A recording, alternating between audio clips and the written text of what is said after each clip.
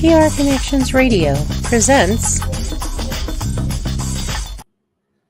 Hello, everyone, and welcome to the PRConnectionsRadio.com Pre-Memorial Day Marathon. My name is Guy Dawson, and I am your host and the founder of PRConnectionsRadio.com. And I am super excited to be bringing you our second marathon. We did our first marathon in January. It was actually January 1st. And it was a great way to ring in the new year. We got so much amazing feedback from everyone about the experience, being a part of it. And we wanted to entertain you pre-Memorial Day by bringing back another marathon. So we hope that you will enjoy this experience throughout the day. Today, we have a host of shows here at PRConnectionsRadio.com, the voice of new media, that we are going to present to you today. We have a Grandmother Ray's show. We have The Love of Business. We have Vegas Hockey Hub. We have Dana Does Voices. We have The Professionals. We have Crypto and Cash. It's going to be a full plate for all of you today, just experiencing the shows that we're cultivating at this revolutionary network, PRConnectionsRadio.com. I'm going to actually do a show today to get us started. It is the flagship show for the network. The PR Connection show began in 2011, and I have been hosting this show for 12 years now. And it is actually the basis for the development of this entire network. And so for my first show today, I'm going to be hosting it, and I'll be interviewing a very good friend of mine who has an interesting business that I think you're all going to want to learn more about. His name is Rick Cosgrove. Come on down, Rick, to the PR Connection show. Hey, Guy, how are you? Thanks so much for having me today. It is just fantastic to have you a part of this marathon, particularly the PR Connections show, Rick. And for our audience out there, will you share with them what your business is all about? Absolutely, Guy. And first and foremost, once again, thanks for this phenomenal platform and all the support that you provide for all the other businesses in the community and sharing them with the network. My business is Save On Estate Planning. My career kind of defined that business. There's a process called probate. It's a court process that costs a lot of money, and it's really a process that helps families transfer their assets once they pass on to their loved ones. It gets expensive and draining and drawn out, and it can all be avoided. And my business is designed to help people avoid that.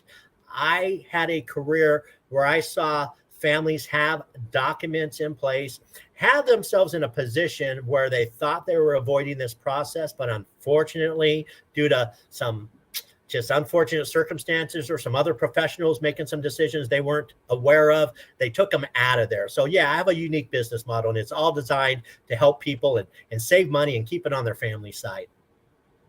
And I met you, Rick, prior to the pandemic. You just had started becoming a part of the networking community out here. And from the very beginning, when I first started to connect with you, I really could see the value of what you were doing.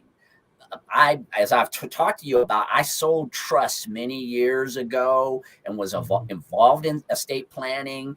And it is an industry and a part of life that is so undervalued. And again, you talked about your own personal experience. Maybe you could touch more on that. I mean, I know that that's had a big influence on shaping why you do what you do. Yeah.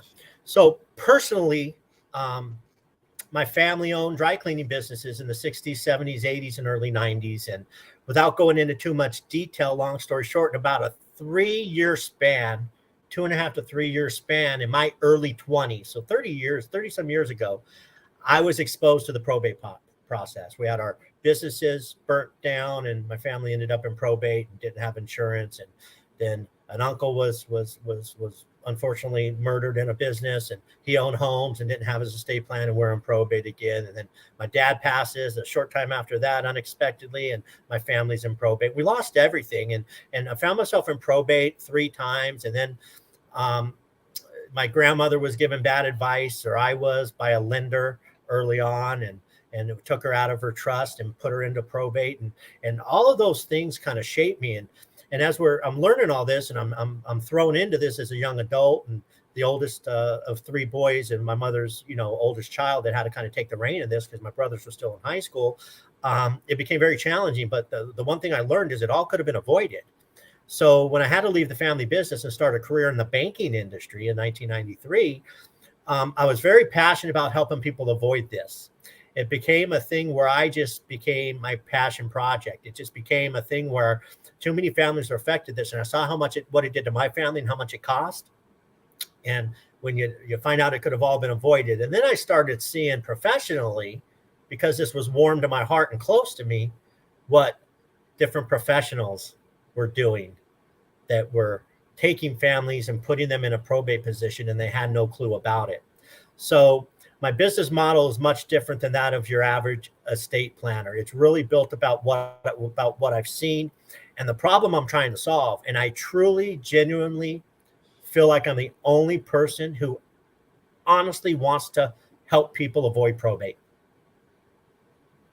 Yes, and I think that for a lot of people, Rick, when you're talking about things such as estate planning and the inevitability of death, I think that for a lot of people, maybe that's something that they just don't want to address. Is that something that you encounter a lot? I know I've interviewed people in insurance, and they've talked about the same thing. It's, we all know we're going, but we don't necessarily want to accept the fact that we're going. Is that something that you encounter a lot? Is people would just, in a lot of ways, ignorance is bliss, as we hear sometimes.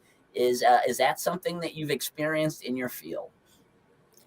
100%. Who wants to talk about death? And I got to help people make sure their assets are in a position to transfer after death. Now, you're 100% correct. And it's a very, people find themselves in a very reactive position, and it's really a proactive approach that needs to be taken. And my family was no different than any others. My mother went through everything I went through and was affected.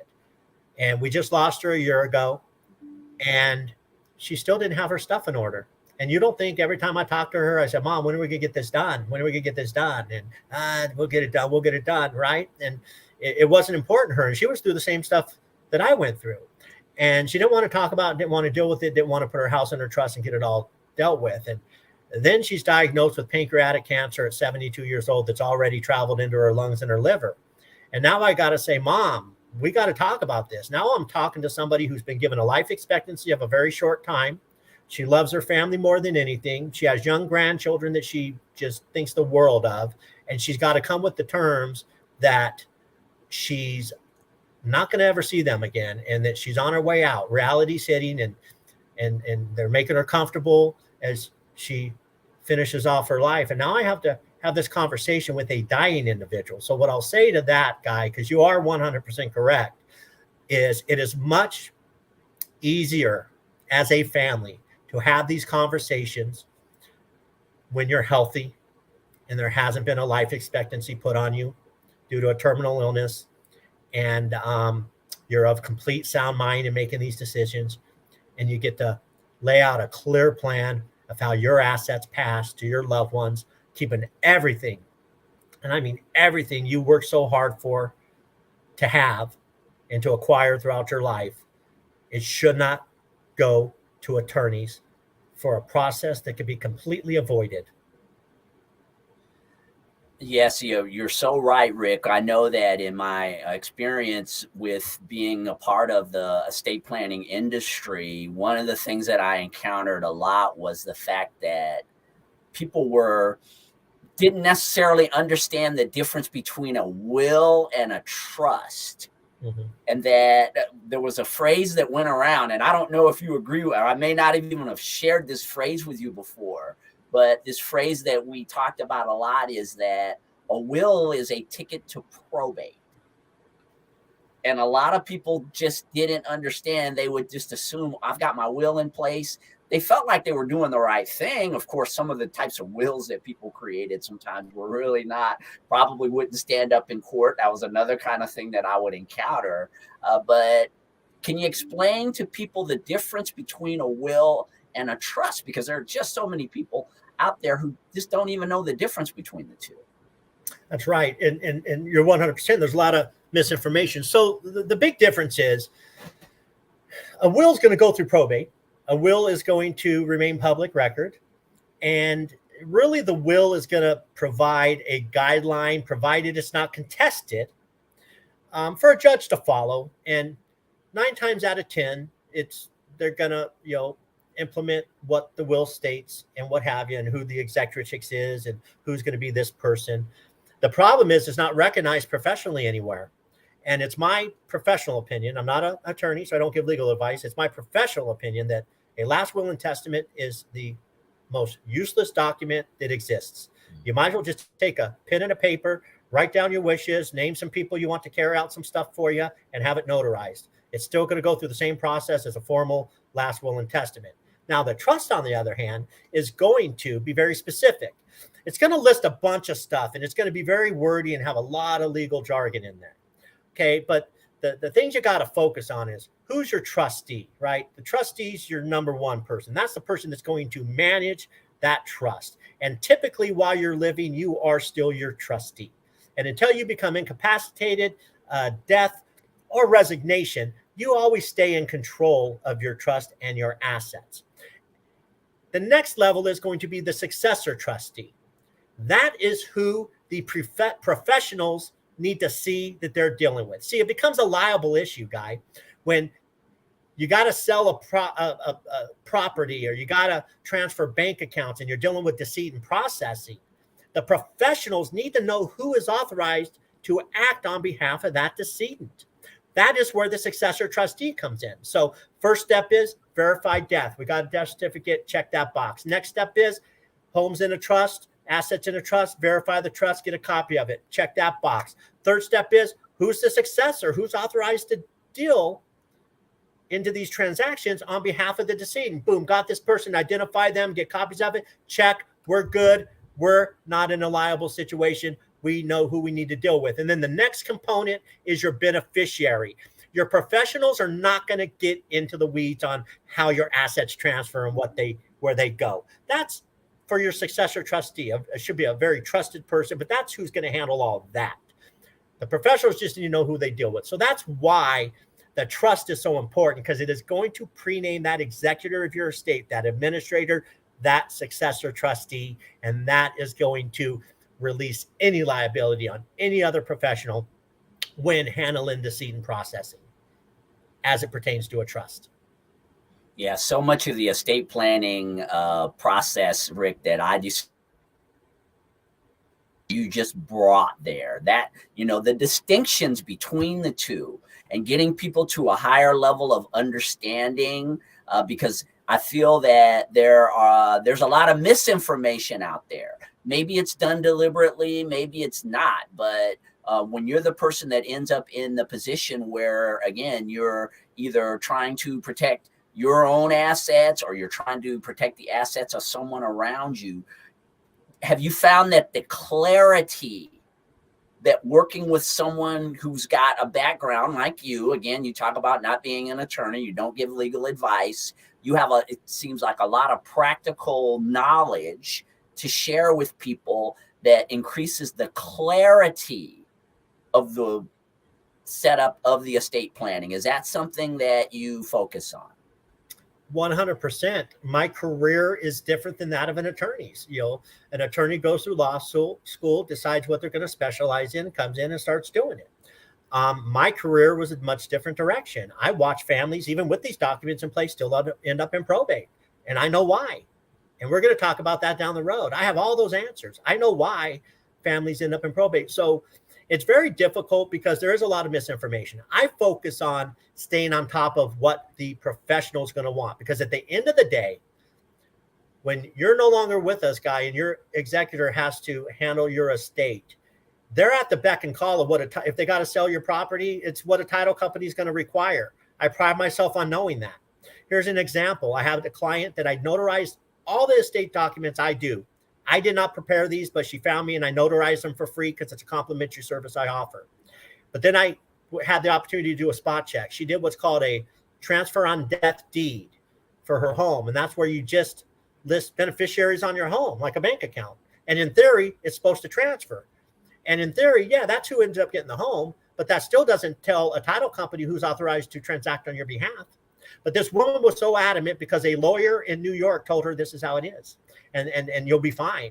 Well, she was so convincing that she had me second guess myself, that I called on some resources, and guess what? They changed that in July of 21, and I got confirmation from a title company. Title companies don't recognize payable on death deeds. So here's an attorney saying you'll be good, but they're not avoiding probate.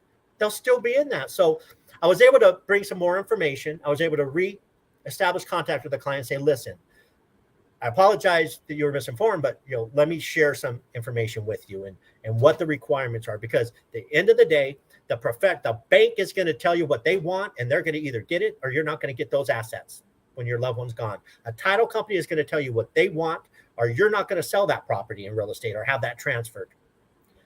I take pride in knowing what those professionals and many others, lenders and everybody else, I take pride in knowing what they're going to want and what they're going to need to help you avoid probate. The documents are the documents. We're going to customize them. We're going to make them carry out your legacy and transfer your assets to your loved ones the way you want. The professionals are a whole nother ballgame and what they're going to require and need in order to carry that out without a probate process.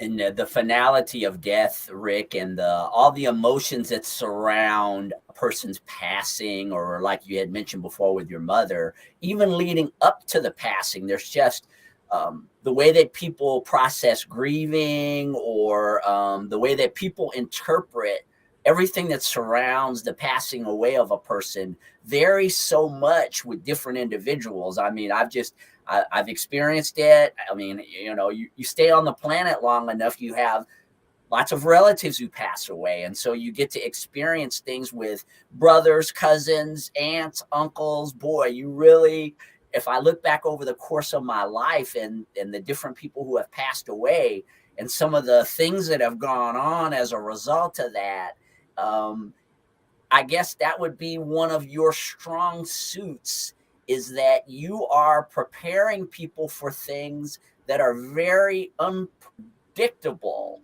because of the environment that comes with a person's being ill or a person's passing away. 100%. Guy, when you lose the loved one, someone very close to you, a parent, a relative, someone you grew up with, someone you spent your whole life with, and you lose that individual, it's the worst time in your life at that moment. You're grieving. You're emotionally, mentally, physically, spiritually going through one of the hardest times in your life and trying to figure out, how do I move on without this person in my life, and how do I carry on their legacy and what have you. Now you throw on attorneys and courts and a drawn out process and maybe having to assume another home payment. Now it can create a financial hardship on you. And the grieving process, you're not able to really put closure and celebrate the life of that person, because you're thrown into settling an estate and having to do all this other stuff that you can't properly grieve. So when do you get to lay that person to rest in your mind, if you will? Yeah, you had the service, you did all the formalities, but when do you truly get to lay that person to rest in your mind?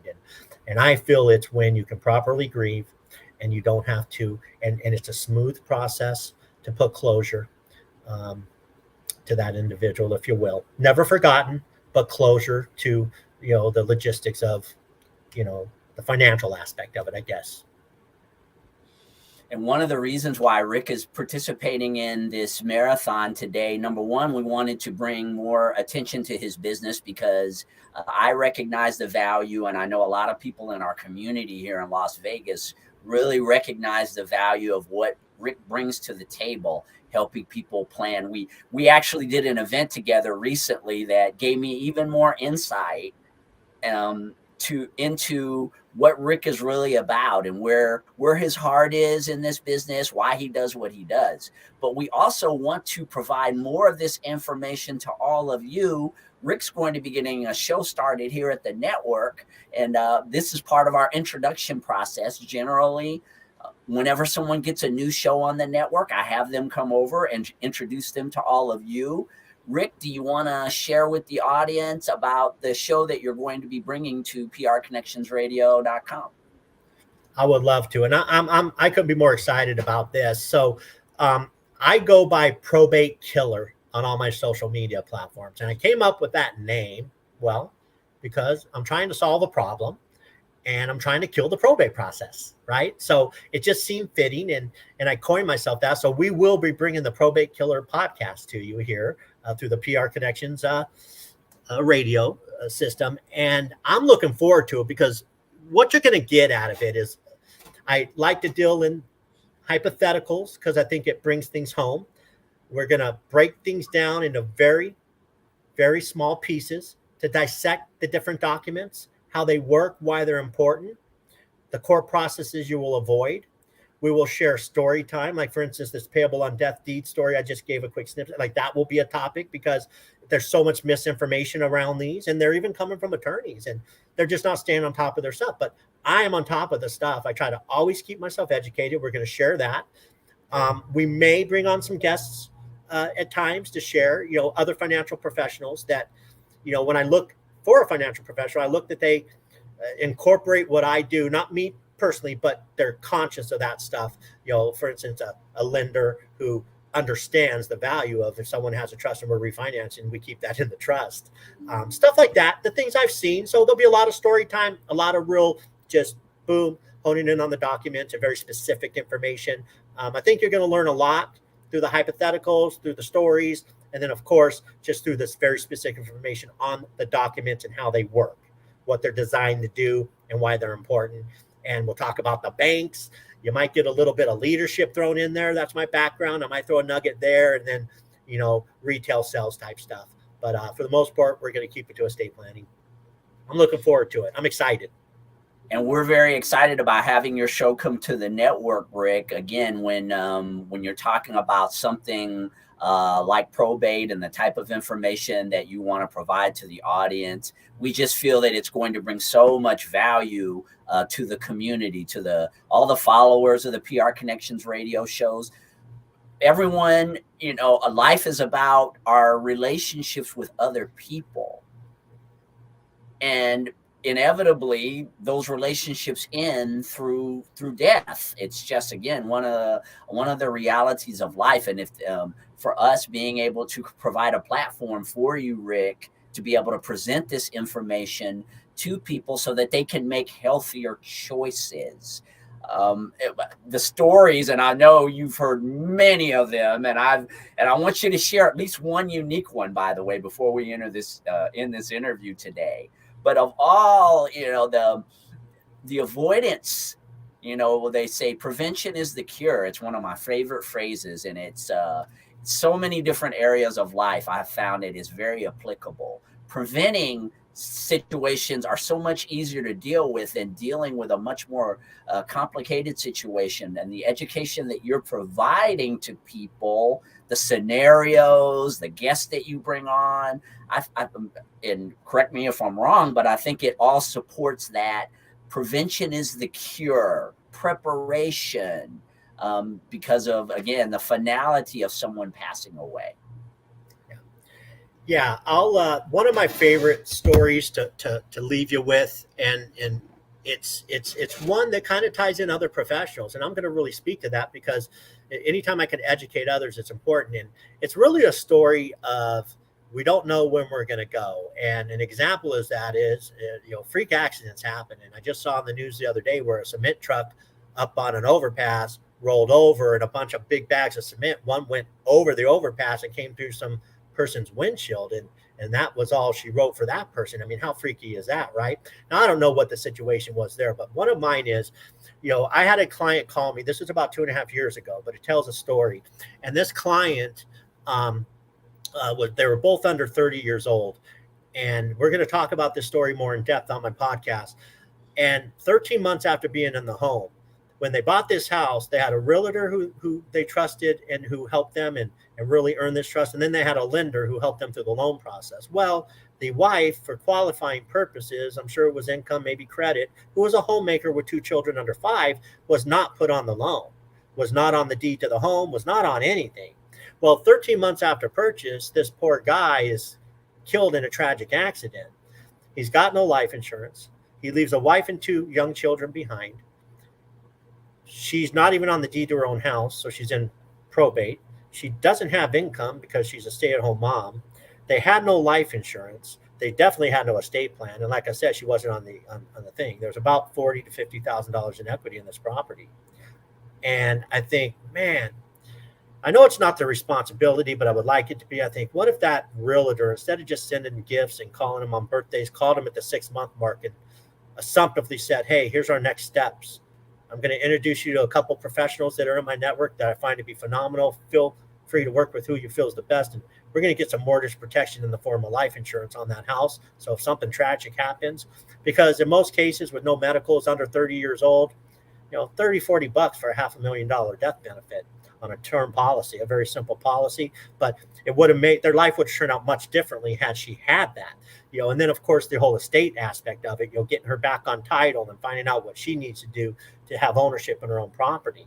There's just so many ways that could go, but that's a story of, for me, a realtor and a lender that built trust with her, that commissioned off of their sale, built trust with his family, that could have made a major impact had they followed up in 6 months and brought other professionals. And I don't even care if it's me, just other professionals that are in their network that could make an impact. So that's a story that we talk a little bit more about, because I think there's an opportunity, if you will, for the insurance field, the lender, and the real estate agent to have a better follow-up process that incorporates things that go past how they make their money, past their commission. They're still going to keep their client. Just bring value past what you do.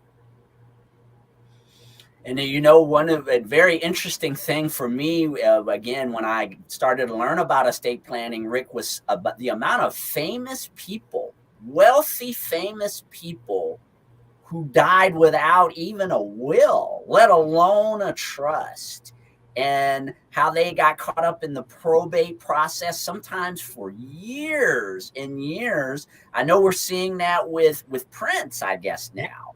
I think they're still working through his, and he's been dead, 6-7 years? I think he died in 2016, if I'm not mistaken. Yeah. But so many famous people, and you would just assume with all the handlers, all the lawyers that they have around them, managers, that all these types of things would be some of the first things that they would take care of. And I guess that's not necessarily the case. It was a huge list of very famous people who passed away with no asset protection whatsoever. Yeah, and with the net worth of someone like Prince, deep pockets, it's going to be a process, right, to settle his estate. It's a legacy that'll probably carry on forever, like the Michael Jackson and the Elvis and stuff. And the only one that wins there is the attorneys. They're making a ton of money off of working on that deal right there, right? And they make all this money off the estate. And it probably doesn't impact the heirs to his estate. We could take it even to a local level here. So you mentioned Prince. We got Tony Hsieh, who we tragically lost, who was big in the community, who died without all that stuff too, who could have afforded it. And, the list goes on of famous people. And here's what I'll say about probate. Although my job is to help people avoid it, and I'm truly trying to help people avoid it, sometimes it can be unavoidable. You can have everything in order, but if somebody wants to fight you, contest it, lawyer up, and go after it because they feel some kind of way, then it's probate. So, it doesn't mean they'll win, but when it's, clearly laid out how things are to go once you pass, it makes it easier. It's a lot of wealthy people don't have these things. Yeah, it's just really, really was a eye-opener for me, because again, you're always assuming that they've got lawyers. I mean, these people have access to the very best people to manage, as well as, like we're talking about, those very best people sometimes don't necessarily have the interest of the person as much as lining their own pockets. And that's, again, part of the empowerment that you're going to be bringing to everyone with sharing. This is not a lawyer bashing show. I know it won't be that, but it's just really we're not eye opener. Yeah, we're not bashing lawyers. We have a need for lawyer. My business model is just built on the things they don't do. And with all due respect to their profession, maybe they don't have time to do it. They didn't make it part of their business model. And it's really that follow-up, staying in contact with your clients. It's kind of a one and done. Prepare the documents, charge the fee, guide them, and let them go. And the follow-up process, man, you cannot discount that annual call to have someone advocate for you and just hit the spot check on all the different things. So we're not going to bash attorneys. We're going to talk about how to avoid them, because by nature, they're not cheap. So we're going to talk about how to avoid them, because that's my business, but there's still a need for them. I've needed them. I use them. I respect the profession. It might not seem like it at times, but my job's to help people keep money and put their kids through college and their kids buying homes, not attorneys' families. And I mean no disrespect to their profession when I say that. Yes, and again, Rick, we are so looking forward to having you come over and be a part of prconnectionsradio.com through this interesting show, Probate Killers. I know there's a lot of attorneys out there who will not like that title because you're killing probate. But in terms of looking out for individuals, I just am extremely excited and happy to be having you to educate our listeners and our viewers out there on how they can protect the assets. As you had mentioned before, people work a lifetime, a prince, or just an ordinary person who's not a celebrity. You work a lifetime trying to build a life for your family. You accumulate assets that you want to rightfully share with other people who are a part of your family. And I feel that being well educated and knowing what your options are, I just think you're going to bring so much value to everyone out there. Well, I hope so. That's the goal. And I'm grateful that you asked me to be part of this. I'm really looking forward to sharing my story, my information. And, like I said, it's really, for me, not about me doing the work as much as it is just getting the work done. But you need that advocate. You need that person. I think that follow-up is important. So we're going to share a lot of stuff. I just can't wait, man. I'm excited. I got so much information. To have it structured and with a format behind it, if you will, is going to be exciting for me. Yes, Rick Cosgrove, Mr. Cos. Will you share with everyone, Rick, information about your business if they want to get in contact with you? We know you're going to be touching them through your podcast on a regular basis, but there's probably people out there who need someone maybe to help them with some probate-oriented, or not probate-oriented things, preparation-oriented things. Will you let everyone know how they can get a hold of you for services? Absolutely. Guys, you can reach me by email at rick@mrcoz, that's MRCOZ.com. You can call me directly. I make my cell phone number public. I also have an office number. The office is 702-867-3280. My cell phone, which I want everyone to have, is 562-307-4320. Feel free to email me. MrCoz.com is my website. That's going to lead you to all my different websites, if you will. And yeah, that's the best way to contact me. Email or just pick up the phone and call me. I pick up 7 days a week. I like to be accessible to my clients. I know what it is to have a burning question on your mind and want answers. So I pride myself in answering the phone. I don't have a bunch of different phones. I carry one. It's my personal, business, everything cell phone. I just want to be a resource to others. So feel free to call me if I could be of assistance. I'd love to just lead you in the right direction. Thanks again for stopping by, Rick. And for all of you out there, stay tuned for Probate Killers with Rick Cosgrove. He's going to educate you all on proper estate planning, a unique show. And again, hey, we're excited to get you going, Rick. Thank you so much for being a part of the marathon today. You bet. All right. I think I pushed the button a little too soon to remove him. Rick, I apologize for that, but we really enjoyed the interview. And so we're going to be moving on to more shows throughout the day. As Rick and I had talked about, we have new shows coming to the network. one of which is Probate Killers featuring Rick Cosgrove. We're also in the process of developing a show called Millennials in Politics. And it's really going to be an interesting concept because we're going to have two shows that come as a result of that.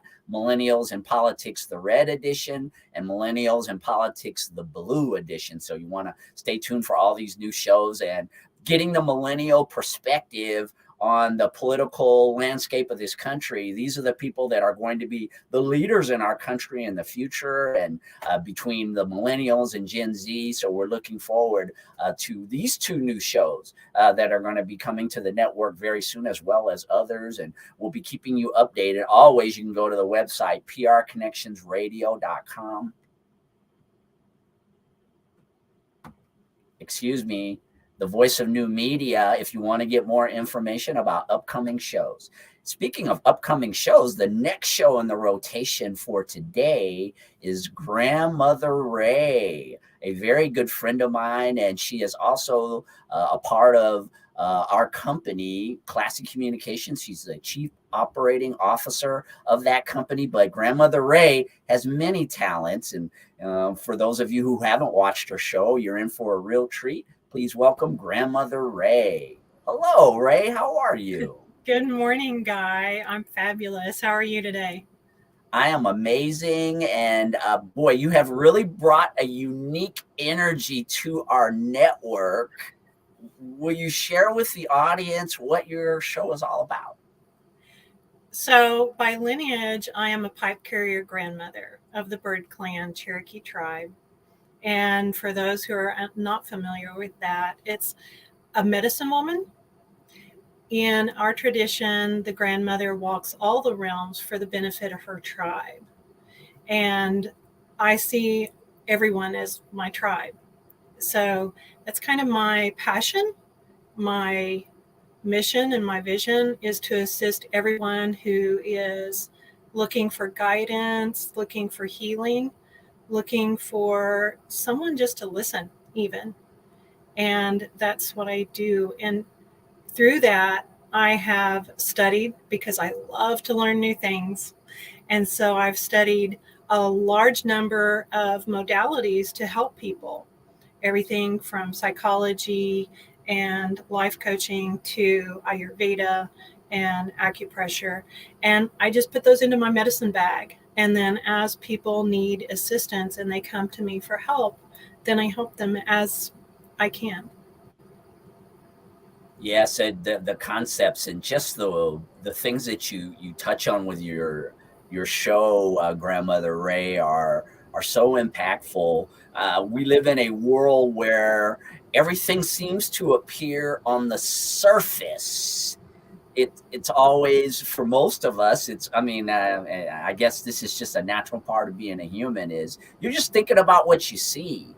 And Right. One of the things that I enjoy about your show is that you go deeper into the meaning of our existence. Would you like to touch on that with really quickly before I get you ready to run your own show?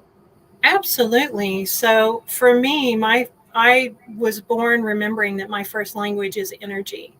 And so for me, everything that we see on a third dimensional level, I see the energy behind it. And so for me, that means that instead of seeing just the surface, then not only can I see below that surface to the deeper lying energies that are going on, but I can assist typically anyone else with finding those things that they've hidden from themselves and those things that are blocking them.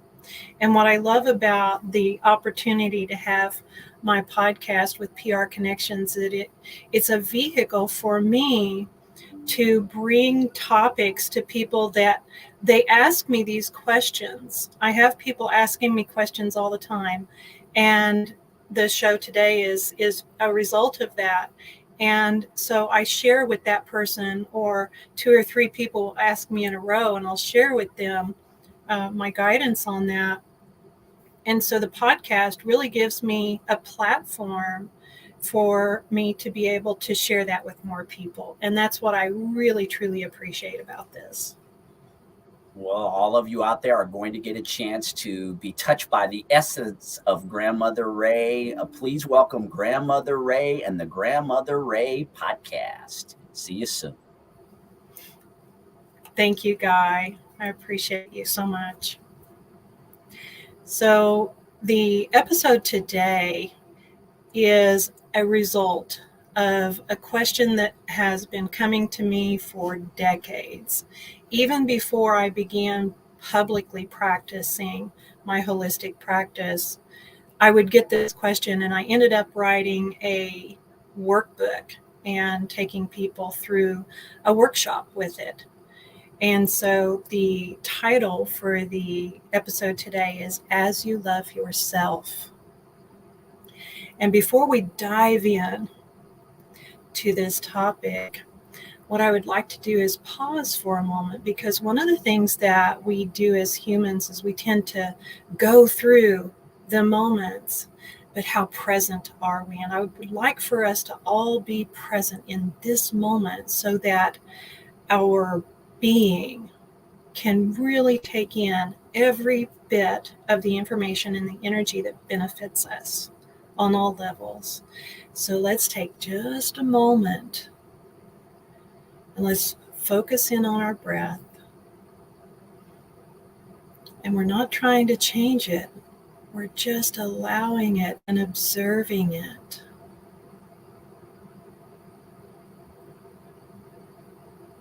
And with our inhalation, we set the intention to be here now.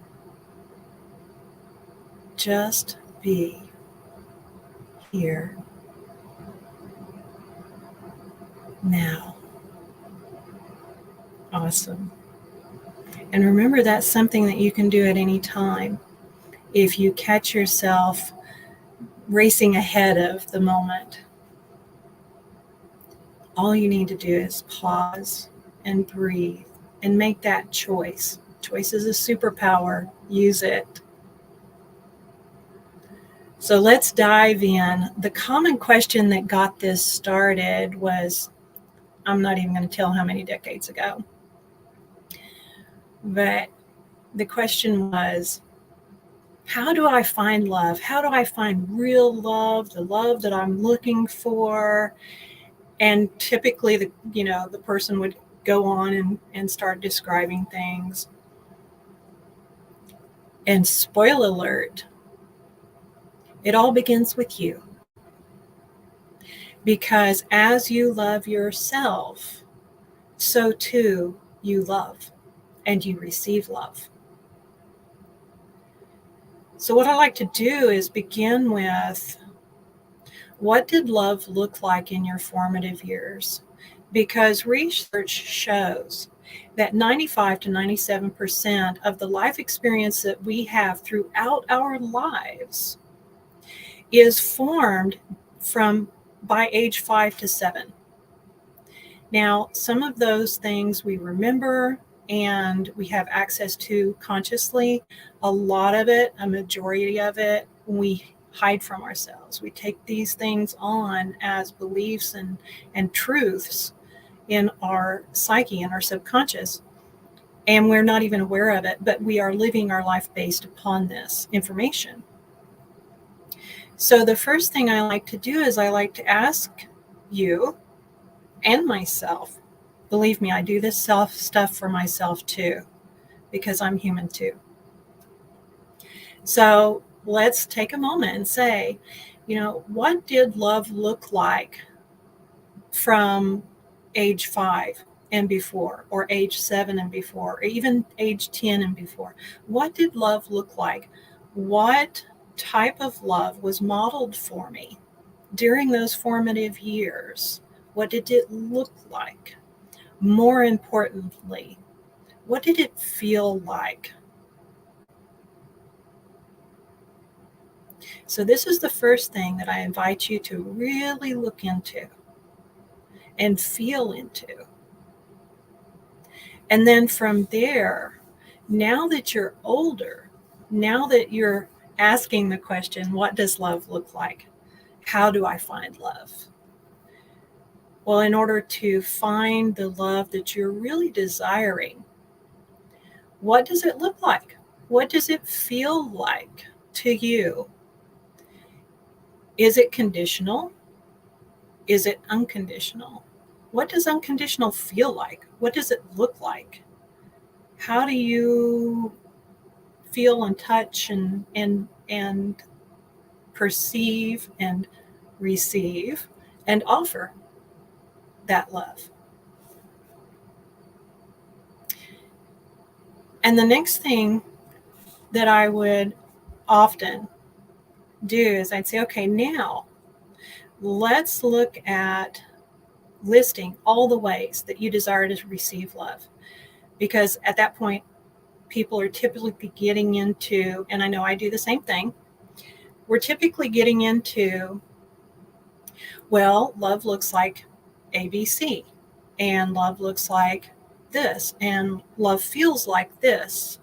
This is the kind of love I want. This is what I want to receive from someone else. And so I would encourage you to make a list. What does the love that you're looking for feel like? What does it look like? How does it make you feel? And when you're offering it to someone else, how does that make you feel?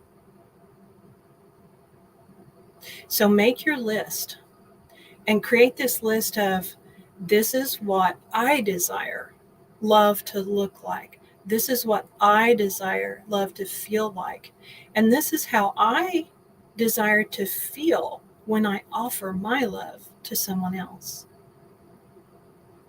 And we're not just talking about romantic relationships, and we're talking about relationships with everyone. We're talking about interactions. For me, it is as rewarding as, not rewarding, rewarding's not a really, it is as fulfilling for me to be in a checkout line at a grocery and have a person who obviously is having a tough day, and to smile at them and just fill my being with love, unconditional, total, radiant love, and let that radiate out so that they can feel that energy. And then just watch them as they choose to receive it, and a smile comes on their face and they feel better than they did before. So when we're talking about love, it's not just about a romantic relationship with someone. It's very much about a relationship with yourself and with everything around you. And most importantly, with yourself. Because here is what I have noticed.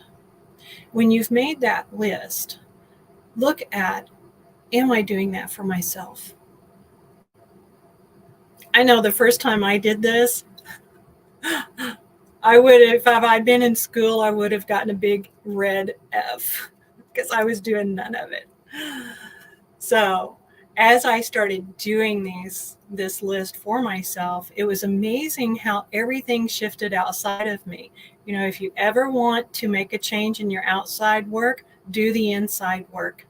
It works every time. So from your list, go into, how am I showing myself this kind of love? And if you're not doing a really great job, like I wasn't the first time I did it, then make a commitment to yourself. You know, choose. Use that superpower of choice and choose to start loving yourself that way, and see how it changes your external world when you start loving yourself. Quick question.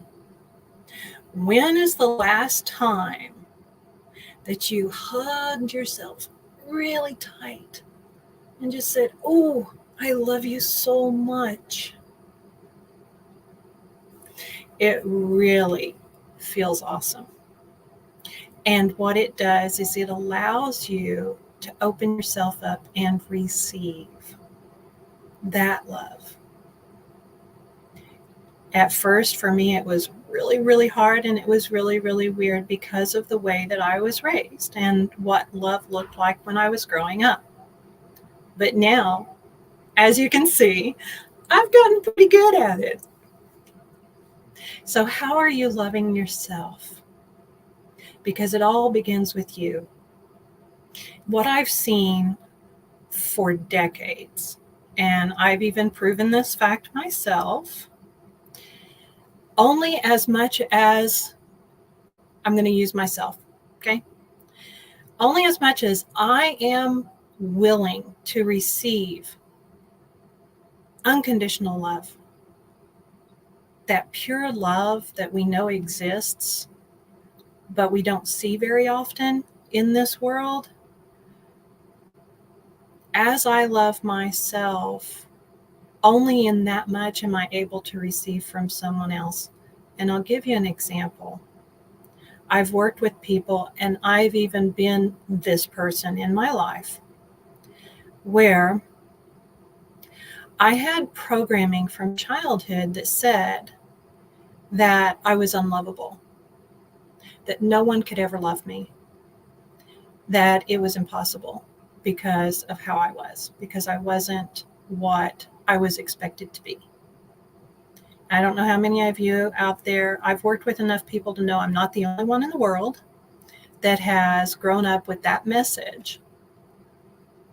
And what I would say to you, if you're still in that place, it's absolutely possible to shift that thinking, to speak to yourself, and to open up and receive unconditional love and believe that I am lovable and I am worthy of divine unconditional love.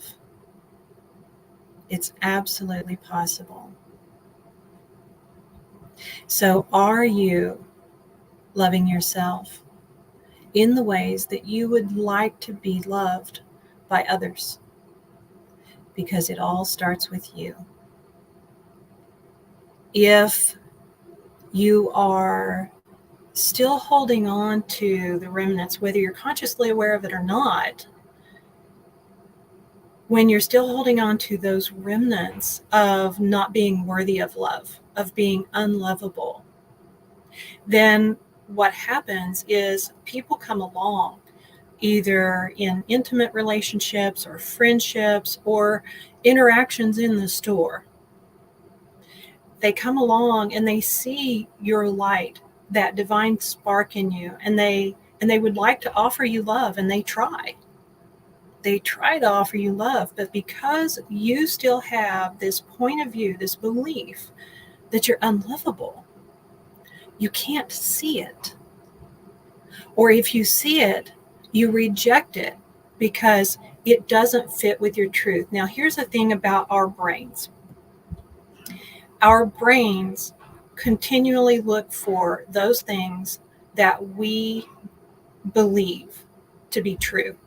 And our whole system is constantly trying to prove us right. So whatever I believe, my whole being is looking out for evidence. So if I believe that I'm not lovable, then I'm constantly looking for evidence. Conversely, when I heal that, when I shift that point of view, when I change that belief system to I am lovable and I am worthy of unconditional love, then I'm always seeing it coming at me from all directions.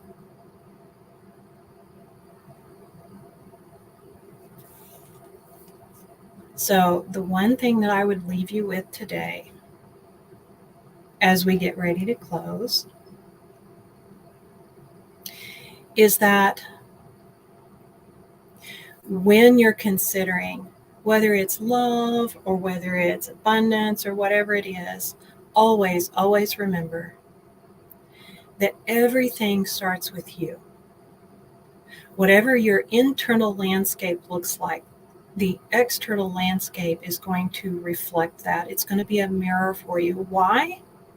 There's a lot of stuff going on out there, and you can get a lot of answers, but here's the simple one for me. Here's the simple one for me. Whatever I believe is what I perceive, because my being is doing its very level best to prove me right all the time.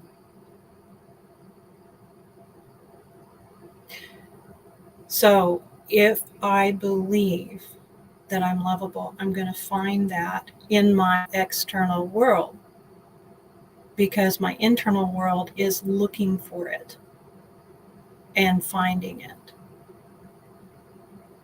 If I believe I'm unlovable, then I will find evidence for that. So you are so powerful because you have the power of choice. You have the power to shift your old belief systems, create new belief systems, and begin finding and receiving the evidence of those new truths within you.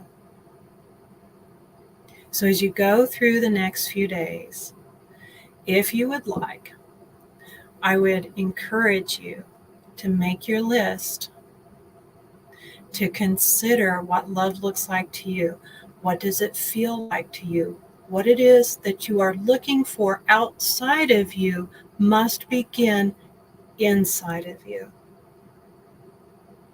And as you do that, as you love yourself, you open to receive, and you begin looking for and finding that which you are seeking. There's an old saying, that which you seek is seeking you. And it's true.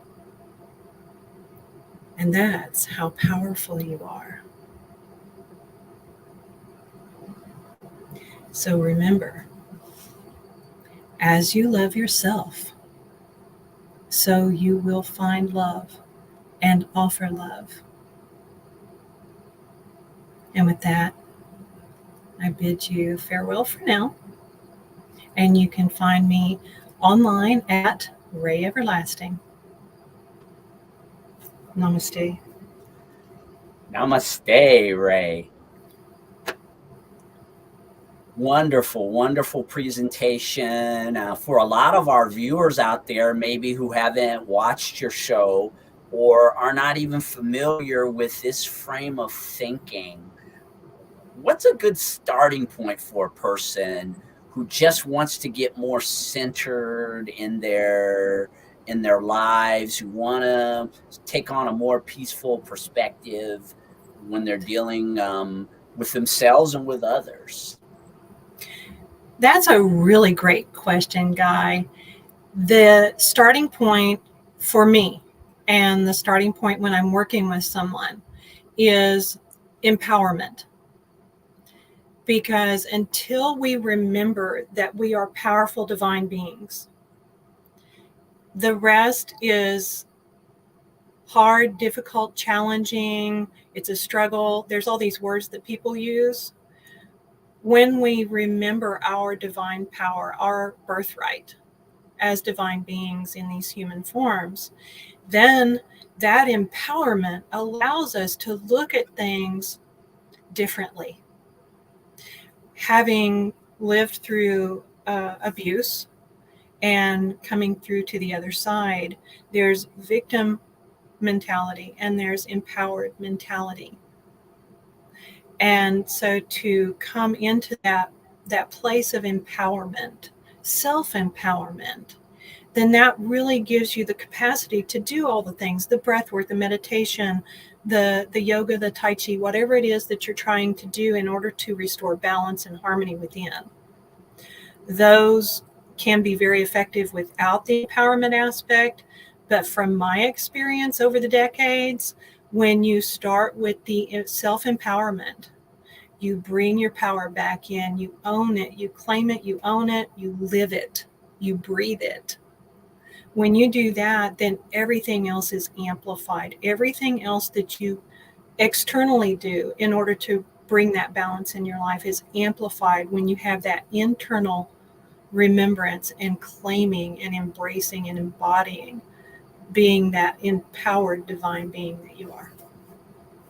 Right. Just in, embracing who you are. And I think that for the the type of energy that you put off with this, Ray, and that reason why I think you connect so well with people is because you truly have found ways to adapt your beingness in order to be able to exude what it is that you're exuding, so that you got me in a meditative state. I'm sitting backstage, and I've been meditating for many, many years. I think I started meditating in 1997.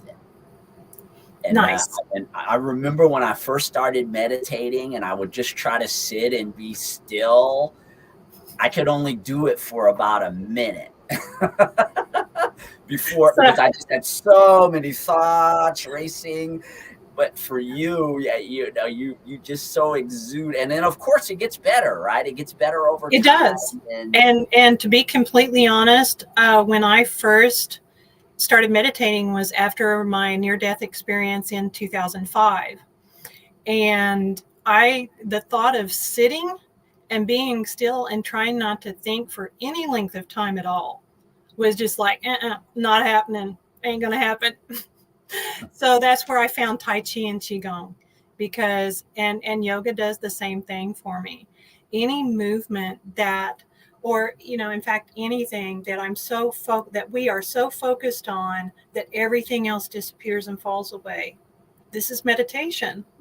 So whether I'm washing dishes, I tell the story. I was washing dishes when the boys were growing up and they wouldn't leave me alone. And I said, we don't have enough room in the dishwasher. I'm going to wash dishes by hands. And everybody disappeared and it was quiet. And I was like, yes, yay.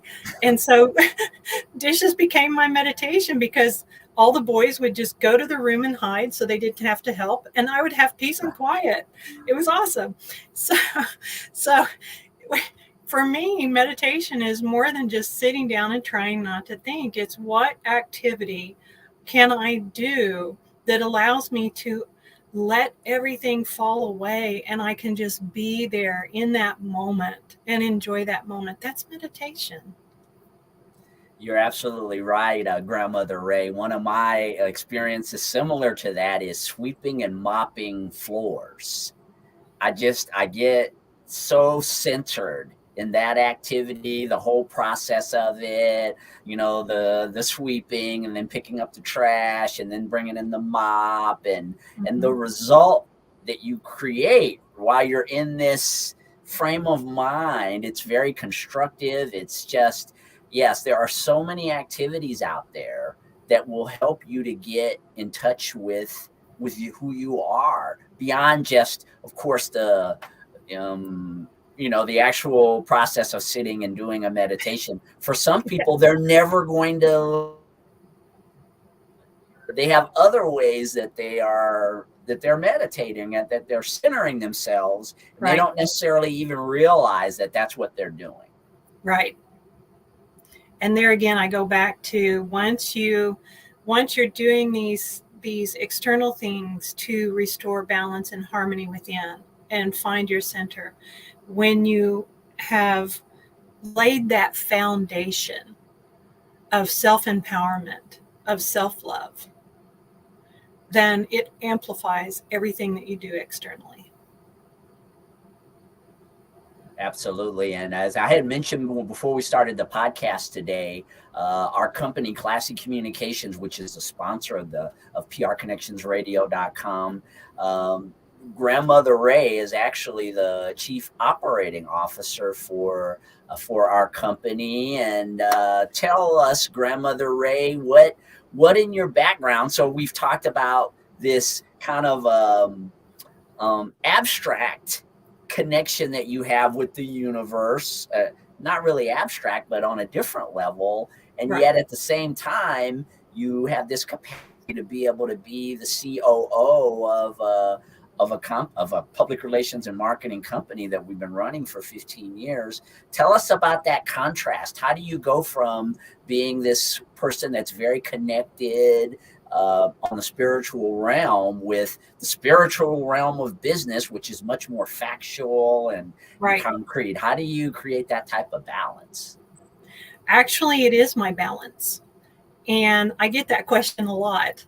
they're like, oh, you're off over here in the spiritual realm and you're doing all this stuff. How does that fit in? Well, that's my grounding, because we are spiritual beings, but we are in this third dimensional realm that is very solid. And because of the way my brain is wired, I worked for 2 years with a brain research group in Oklahoma. And because of the way my brain is wired, I'm very close to 50-50. So I love that right brain, abstract, nonlinear thinking. But I also, my left brain loves that research, loves to do systems analysis, all those very logical, linear processes. And so it is my grounding, because if all I was doing was being out here in the ether all the time, it would leave less of me here on the ground to do the work that I'm here to do. And so I love that I get to work with you and the rest of our classy team. But I also just so greatly appreciate that I have this gift of having my ether and my spiritual part that I'm nourishing and feeding, and this human part of myself that I'm feeding and nourishing. So Yes, it's one of the things that when I first met you and we started working together on things, I had mentioned that I knew a lot of light workers, and that one of the challenges that a lot of light workers have is this ability to bring themselves back to centering, because of what it takes to be a light worker. And right. I have found that in you, Grandmother Ray, is that you are. Yeah, you are where you are when you're there. That Exactly. I definitely see that in you, and it's a superpower. I really, it's something that I greatly admire. Is that, again, you can go from doing that type of podcast that you just did to the very analytical, linear aspect of what we do in running this company. Right. And it feeds both sides of me, so it keeps me centered. Well, Grandmother Ray, excellent podcast for today. Will you let the audience know when you're on the air? I am on the air the first Friday of each month at 10 a.m. Pacific on PR Connections Radio Live and all the platforms that we feed into on Facebook and LinkedIn. And then I also put the video up on my YouTube channel at Ray Everlasting, so that you can watch on demand if you cannot make it live. And again, we love the healing energy that Grandmother Ray is bringing to the network. And I encourage you all, if you want to get into the oasis of serenity during one of your days that might be more hectic, check out one of Grandmother Ray's shows. You can find bliss in very, very narrow places, just like a podcast. Again, we have a lot of contrast, as you know, on this network, and you really exemplify that. Keep doing up the great work, Grandmother Ray, with the Grandmother Ray podcast. Thank you very much, Guy. I appreciate you.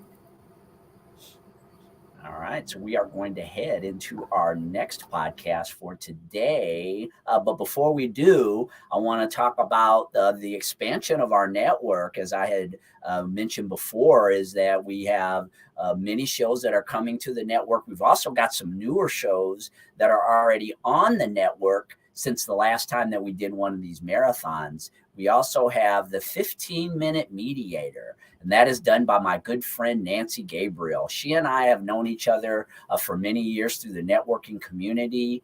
And the Nancy Gabriel is a very sharp, intelligent person who just puts on an excellent podcast that I think you will really enjoy. Mediation is probably not something that we want to experience any more than we want to necessarily experience the things that estate planning that Rick Cosgrove is all about, but it's a reality of life. And the advice that Nancy Gabriel is sharing through that show it's just very positive. And I want to really quickly, I'm going to run her commercial, and then we'll come back and I'll introduce our next podcaster for today. Just give me 1 second.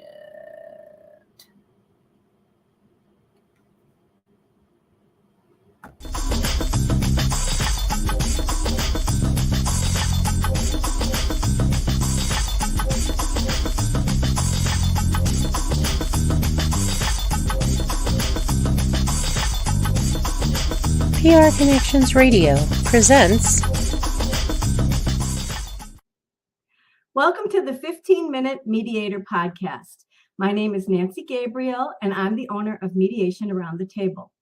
As a mediator, I help people in conflict come to their own resolution. I do this by facilitating conversations between the parties and asking questions that require them to actually listen to each other. Candidates for mediation are people who are more interested in coming up with solutions than they are in being right. If you think I might be of help to you in your situation, I encourage you to visit my website, mediationaroundthetable.com, and learn more about the services I've been providing to the Southern Nevada community since 2012. Thank you, and stay tuned for the podcast. Yes, so mediator around the table. Boy, it's a great show, again, that it deals with a topic that could be inevitable for us to experience at some time. So please tune in to Nancy Gabriel. She has some amazing information that will help you to be more open in your communication. I think you'll really enjoy her show. Our next presenter, or our next podcaster for today, is Dana Wall Oakley, who is actually the Chief Operations Officer for PRConnectionsRadio.com. She has an interesting show called Dana Does Voices, and I'm going to bring her in. Welcome, Dana, to the Hi. PR Connections Marathon. Hi, Guy. During It's the awesome last to be marathon was when you did your debut. Is that right? Of Dana Does Voices. That's correct. Yes, on New Year's Day of all days, and I interviewed Ray, believe it or not, as an entertainer. She was a talent agent in Oklahoma before she moved here to Las Vegas, and I interviewed her as a voiceover and actor talent agent. I thought that was awesome. Tell us about your show. That's one of the things that I was looking to do with this podcast was spotlight my talents for vocal, as a vocal artist and writing. I have written my own scripts for a hobby vocal artist group that I was in, and they are multiple character scripts. And we had multiple people in the group, and we would have a weekly radio show where we read these along with other actors' scripts. And I am now, with my show, reading these scripts myself as all the characters. It is a little bit of a transition, and it's something that I have fun doing. So, and I typically will pre-record the shows and run the recording, because as a voiceover artist, you're not usually live doing all those different parts. A lot of vocal artists do multiple parts in a script, but they're not going to be recording every part back to back as a reading the entire script. Now, that is what I'm doing on my live show.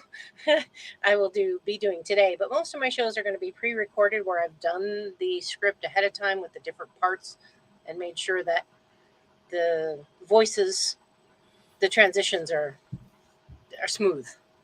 When you do it live, it's a little bit of more of a difficult transition to make sure that my voice is for different voices.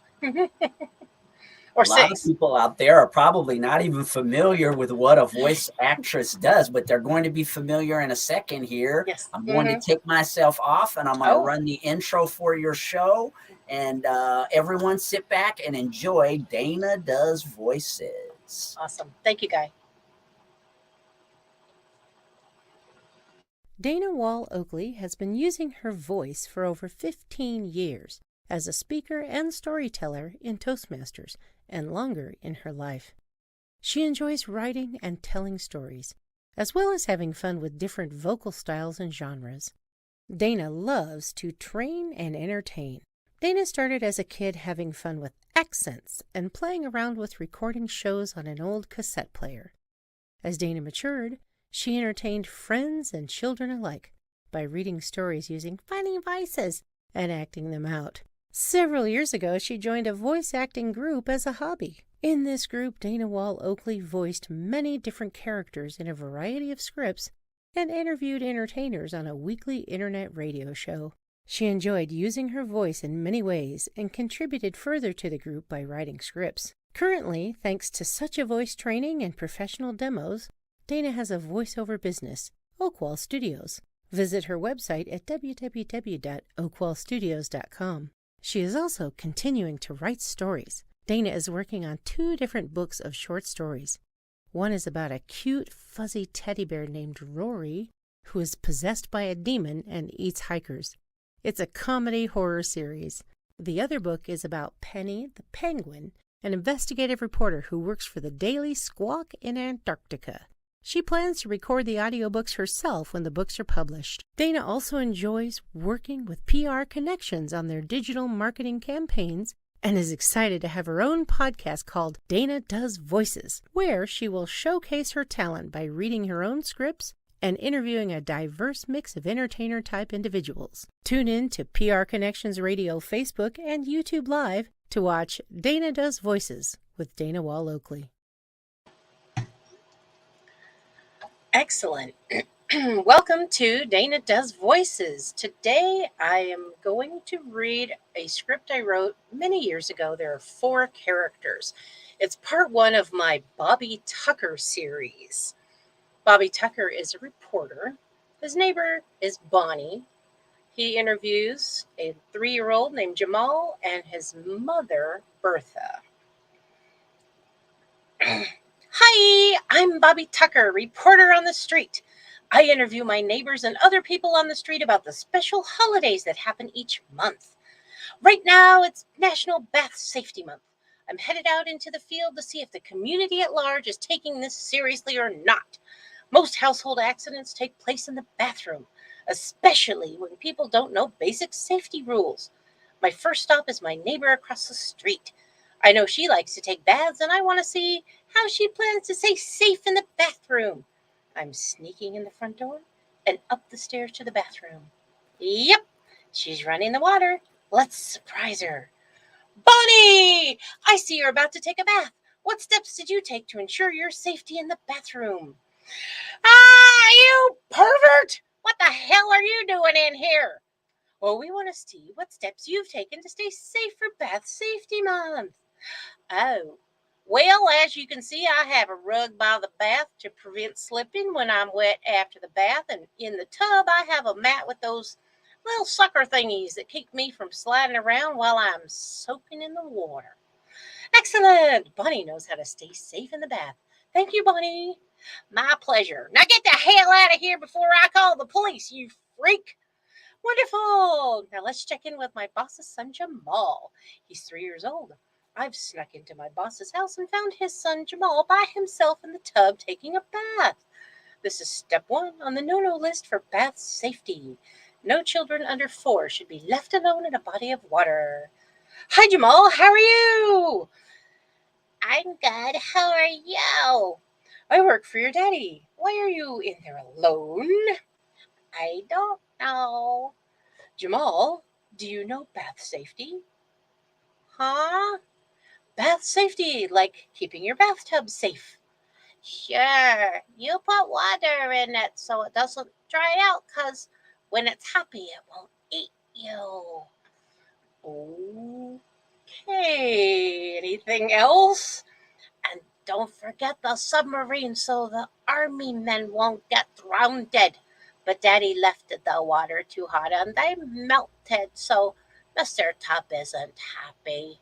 I didn't want to go in there, but I poured Kool-Aid in to cool it down, and they liked it that, so we're playing Sink the Submarine. Okay, step 2 on the no-no list. Make sure the water isn't too hot before you get in. Looks like the boss doesn't know bath safety. Stay safe, Jamal. Goodbye. Bye. Now we're going to call my mother, Bertha. She's 85 and prone to falling down. Does she know how to stay safe in the bathroom? Let's find out. Ring, ring. Hi, Mom, what are you up to? Oh, just taking a bath. How are you, sweetie? I'm good, Mom. It's funny that you say bath. We're reporting on Bath Safety Month, and I want to see if you know your bath safety. Oh, of course I do, sweetie. First, you make sure the area is clear so you don't fall down. I fell down the other day and Papa wanted to take me to the doctor's, but I was okay. Just had a little bruise on my knee. It's okay now, but I was concerned that I might have broken my kneecap. You know, I did that before, and when they put in the new kneecap, it just didn't seem to sit right, and it still twinges a bit when the rain is coming. Oh, okay, Mom. Make sure the area is clear. Anything else? Oh, of course, sweetie. Don't forget to put a rug by the tub and a mat on the inside. You know, I had that nice pink rug that Papa gave me for my 80th birthday. It's so pretty and feels good on my feet when I get out of the tub. And there's a new mat on the bottom of the tub because the other one just got plumb wore out and started to pinch my bottom. When, good, Mom, put down a mug and a mat. Anything else? Oh, of course, sweetie. Don't let the water get too hot or you'll boil like a lobster. Like that lobster at that restaurant that Papa took me to that night. I finally got over the hemorrhoid surgery and it's feeling so much better. That lobster was so good, but the broccoli was too tough and my dentures couldn't handle it. I complained to the manager, but all they did was give me a free piece of strawberry cake. And you know I can't eat strawberries because those seeds get stuck under my dentures. And okay, Mom, good for you. Sounds like you know all the right steps for staying safe when taking a bath. Well, that's the scoop for National Bath Safety Month. Do you know the safety rules? Are you staying safe in the bath? I hope so. Tune in next month when we report on Pet Dental Health Month. Do you know how to keep your dog's mouth clean? No? Find out next month. This is Bobby Tucker tuning out. That is part 1 of my Bobby Tucker series. That's a fun little series. Each month is a different special month. And Bobby goes out into the neighborhood and calls his relatives, and we have a lot of fun with Bobby Tucker. I will do more of those, so stay tuned to that. I do have another series that I will share since I have plenty of time. I will share another script that I wrote way back when. It is part 1 of my Kool-Aid Man series. It's another fun series where I have a great time writing about the Kool-Aid Man. Now, this particular script has 6 characters, and I'm hoping that the voices transition well between each character. You can tell who's coming on. We have 2 different reporters, a policeman, a male and a female homeowner, married couple, and of course, Mr. Aid, Kool-Aid Man. I will begin the next script. This is Wanda Wannaberger for Channel 57 News. This just in. The Kool-Aid Man has been arrested. That's right, you heard me, the Kool-Aid Man. A wealthy couple in the elegant neighborhood of Big Buck Acres was just sitting down to dinner when they were accosted by none other than the Kool-Aid Man himself. We go to our reporter on the scene, Jane Kickenhappy, for further details. Jane, please tell us what's going on. Well, Mr. and Mrs. Moneybucks were just sitting down to dinner in their mansion dining room. The butler was pouring drinks when all of a sudden the dining room wall burst in and they were pelted with pieces of brick. Mrs. Brittany Moneybucks sustained a bruise on her upper arm by flying masonry. She screamed, then fainted. Mr. Moneybucks fell off the back of a chair in surprise and hit his head on the floor.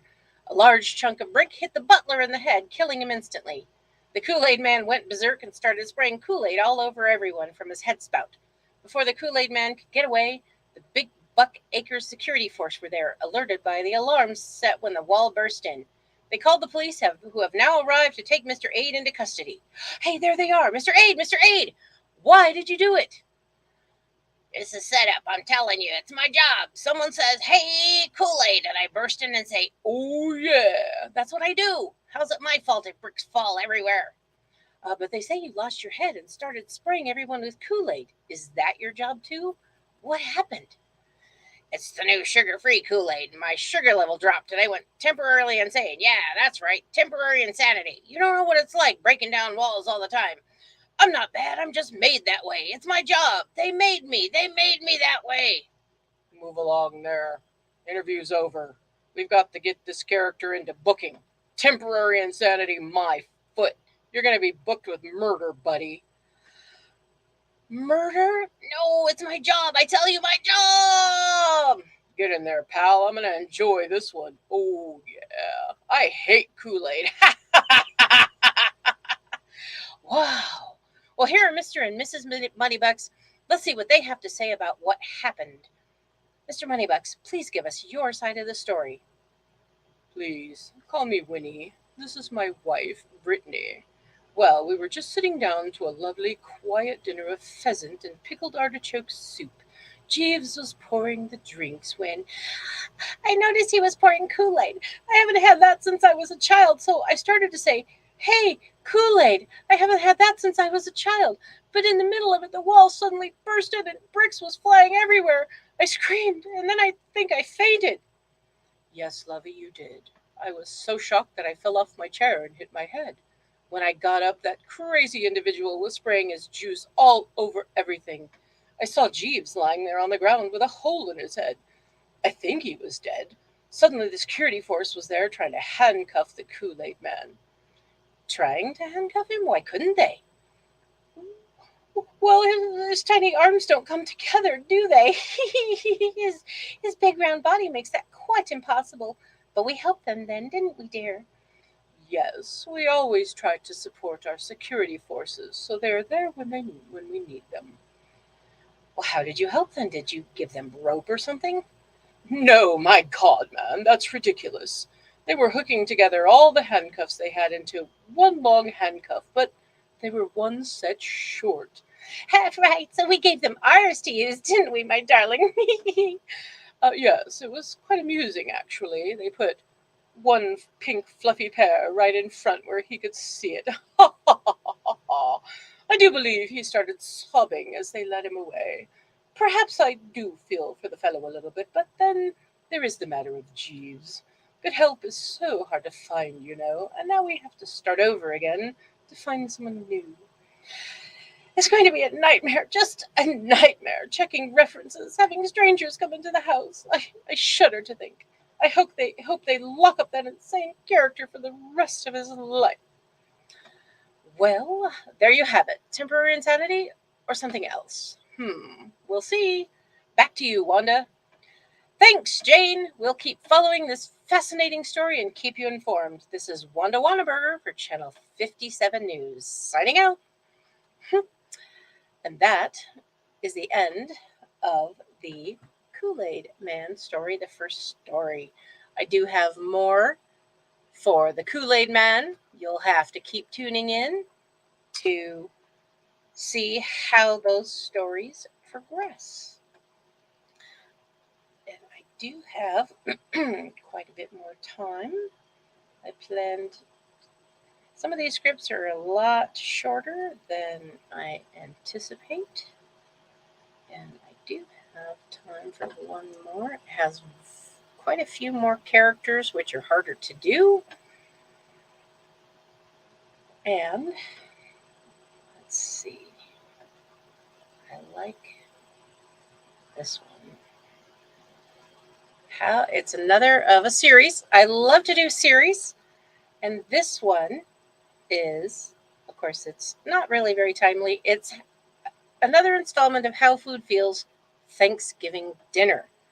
I love to write scripts that have characters that are ridiculous. And this one has, the characters are Thanksgiving dinner. And we have a narrator and a mom and some kids. And the rest of it is Thanksgiving dinner. It's a fun one. So this will be another fun script, and we'll see. I'd love to have feedback, what you think about how well I transition from voice to voice. It's time again for that most hallowed of holidays, the feast of foodies, the Shangri-La of chefs. I'm speaking, of course, about the phenomenal holiday, Thanksgiving. Oh, the time when we not only stuff a turkey, we stuff ourselves silly to prove we're thankful for what we have in our lives. Yes, we love to eat and eat and eat ourselves into a catatonic stupor. But do we ever give a thought to how the food feels about it? We join the Wilson family Thanksgiving dinner about to begin. Dinner's ready, everyone. Gather round and give her thanks for another fantastic Thanksgiving meal. Thanks, Mom, and hallelujah. Can we eat now? Hi, I'm the turkey. Gobble, gobble, gobble. I wish they thought about how I might feel before they stuffed and cooked me. It was broiling in that oven. I'm still steaming. At least they didn't cut you up, boil you, and mash you to a paste before cooking you, turkey. I guess they think I taste that way. Good with gravy. Well, yep, mashed potatoes, you're so mushy that when they pour me on top of you, I just slide right off and down onto the plate. Unless they remember to make that little volcano dip in a big mound of you. At least you don't get marshmallows on top when they mash you. They leave me whole and put marshmallows all over the top of me. Melted marshmallows really hurt. Do you know how hot they get? Marshmallows are pure sugar, which melts at 366 degrees. Yikes! Don't they know that sweet potatoes are best when baked and not cut up with brown sugar and, shudder, marshmallows? Well, that's nothing, all of you. I had to smell turkey butt the whole time I was cooking, smashed up inside that big bird. That's not the most pleasant way to spend a morning, roasting away in the oven, smashed in a bird and smelling turkey butt. Hey, kids, here's some stuffing and potatoes. Don't forget to put Grandma's gravy on it. Thanks, Mom. Yummy. I love the stuffing, and your potatoes are the best. Oh, well, I guess I am appreciated. That makes me feel all warm and gooey. Yeah, me too, stuffing. I'm glad it was all worth it. If I can bring a little flavor to these people's lives all over all the rest of you, then I'm content. Few foods are finished feeling all appreciated.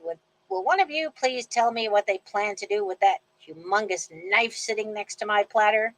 Please don't say it's for what I think it's for. Gobble, gobble, gobble. I'm afraid it is, turkey. They're going to cut you up in nice, juicy slices and slather you with gravy, too. No, gobble, gobble. Really? Couldn't they try tofurkey this year? Why do they always have to have me? But you're the most important dish, turkey. Eating a big, juicy bird is the way that all humans say thanks for everything good they have in their lives. You give them a warm and happy feeling before you knock them all out with your tryptophan. Think about that. They eat you and then sleep all day. Ha! I guess I could be grateful about that. If I taste good on top of it, then I've brought a little happiness to their lives. I suppose that's good enough. Okay, I'm good. Thanks, sweet potatoes. And every food else. Cool, they're getting ready to cut me up. I'm done. Peace out and happy Thanksgiving. Happy Thanksgiving, turkey. It sounds like the Wilson family is having a most thankful and phenomenal Thanksgiving, and most of the food is too. What an interesting insight into what food is thinking. Happy Thanksgiving. And that's the end of that one. It's an interesting insight, how food feels. And I have several other scripts that are how food feels. Stay tuned for those. That's a little early. I'm done, but I think that's enough for today. And most of the shows will just be real quick renditions of me reading my scripts and trying to keep the voices straight. What'd you think, Guy? It's just so interesting, Dana, that you're able to figure out how, what is your thought process when you're working on these shows? I mean, where do you, these little stories, how do you come up with the inspiration to create the stories? That's my first question. That's a really, stuff hits me and I sit down to typewriter and it just comes out. And I try not to edit too much because when you go into editing mode, it ends up changing so much of the story. And when I was writing these for my hobby group, I just cranked them out. The stuff just came to me. Like my Bobby Tucker series, the inspiration was there's special holidays all the time. And I thought, what if there was a reporter who went out and asked people about what they thought about like Peanut Butter Lovers Month or Candy Month or something like that, or bath safety or pet dental health. And so I created this reporter, Bobby Tucker, and he just goes, he surprises his neighbor Bonnie every time. He sneaks into her house, and then he interviews people on the street and family members, and I just come up with it and think, how do they feel? And the How Food Feels series came from, how do you think food feels about you eating it? Like a picnic, right? Like the hamburgers, what do they feel like on the grill? The turkey, what does it feel like in the oven? Sometimes, I mean, you call me creative queen. Sometimes the creativity just comes, and an idea comes to me, and I sit down and boom, out it happens. And then I like to have fun with trying to do the different voices for the characters. Now, when I originally wrote them, there were different people for each character. So you would have a different person doing the turkey versus the sweet potatoes versus the stuffing and the mashed potatoes, et cetera, et cetera. But without that group, it's me. And so I'm trying to have fun with figuring out, okay, what's this voice? What's that voice? Can you transition from one to the next while you're in the middle of reading it? And I get to practice. So I'm also writing a book, which I mentioned in my intro, and I practice reading these stories and reading the stories from my book at my authors group. I have a Toastmaster club that it caters to authors, or our focus is people who are trying to be an author or are already published authors. And I read the stories for them and get that feedback that I need to improve. So one of the things that I work on is transitioning from voice to voice. Yeah.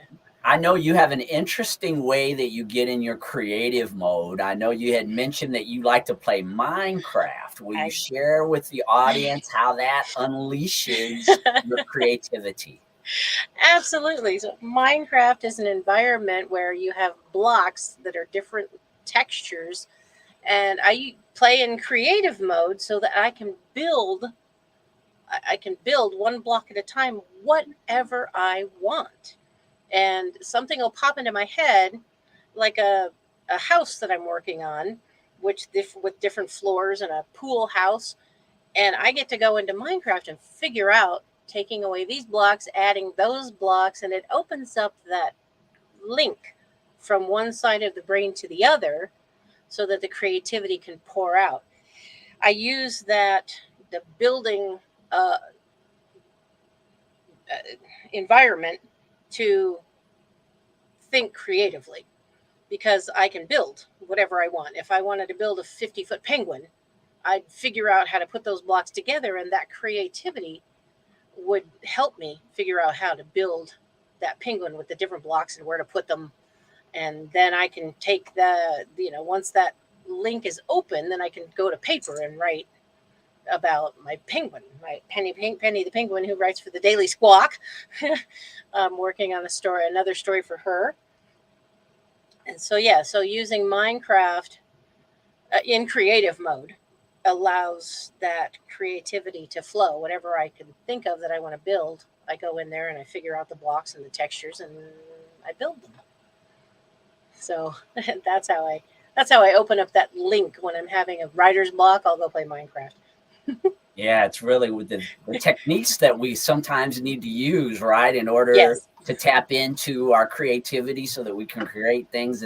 That's always really interesting to me, to see the process that you hear different things from painters and the way that people get themselves in the right frame. So that was always very interesting. And Dana, you're the woman behind the scenes often here at prconnectionsradio.com as the Chief Operations Officer of the network itself. Will you share with the audience what are the things that you do behind the scenes to help us keep this network moving forward and providing this content for our viewers? Absolutely. So we stream our podcast through StreamYard.com. I create the studios that allow the host to come in with their guest and set up where the streaming shows are going to stream, including our Facebook pages, our YouTube page, our LinkedIn page, and then our own website, prconnectionsradio.com. I put our shows on there as well. I send out the links so that our hosts and guests can connect before the show starts, get them ready. Then I hit the go live and they stream their show and have fun with it. And when it's over, I take those files and I download them. I upload them to our website with the other sites I've mentioned. I send them out to our guests and hosts so they can share those files on their own websites as well, so we can get as many people out there watching our particular shows. You talked about we have 2 more coming. Probate Killers, another woman who's a health advocate. With those, we have approximately, once those are in place, we'll have almost 20 shows. Yeah, which, that's amazing. And I keep them all straight in a spreadsheet, what day they are. On our website, I have a screenshot that shows what day and time they are. There's a calendar. So you can go to our website on the front page, see a calendar of when those shows regularly stream.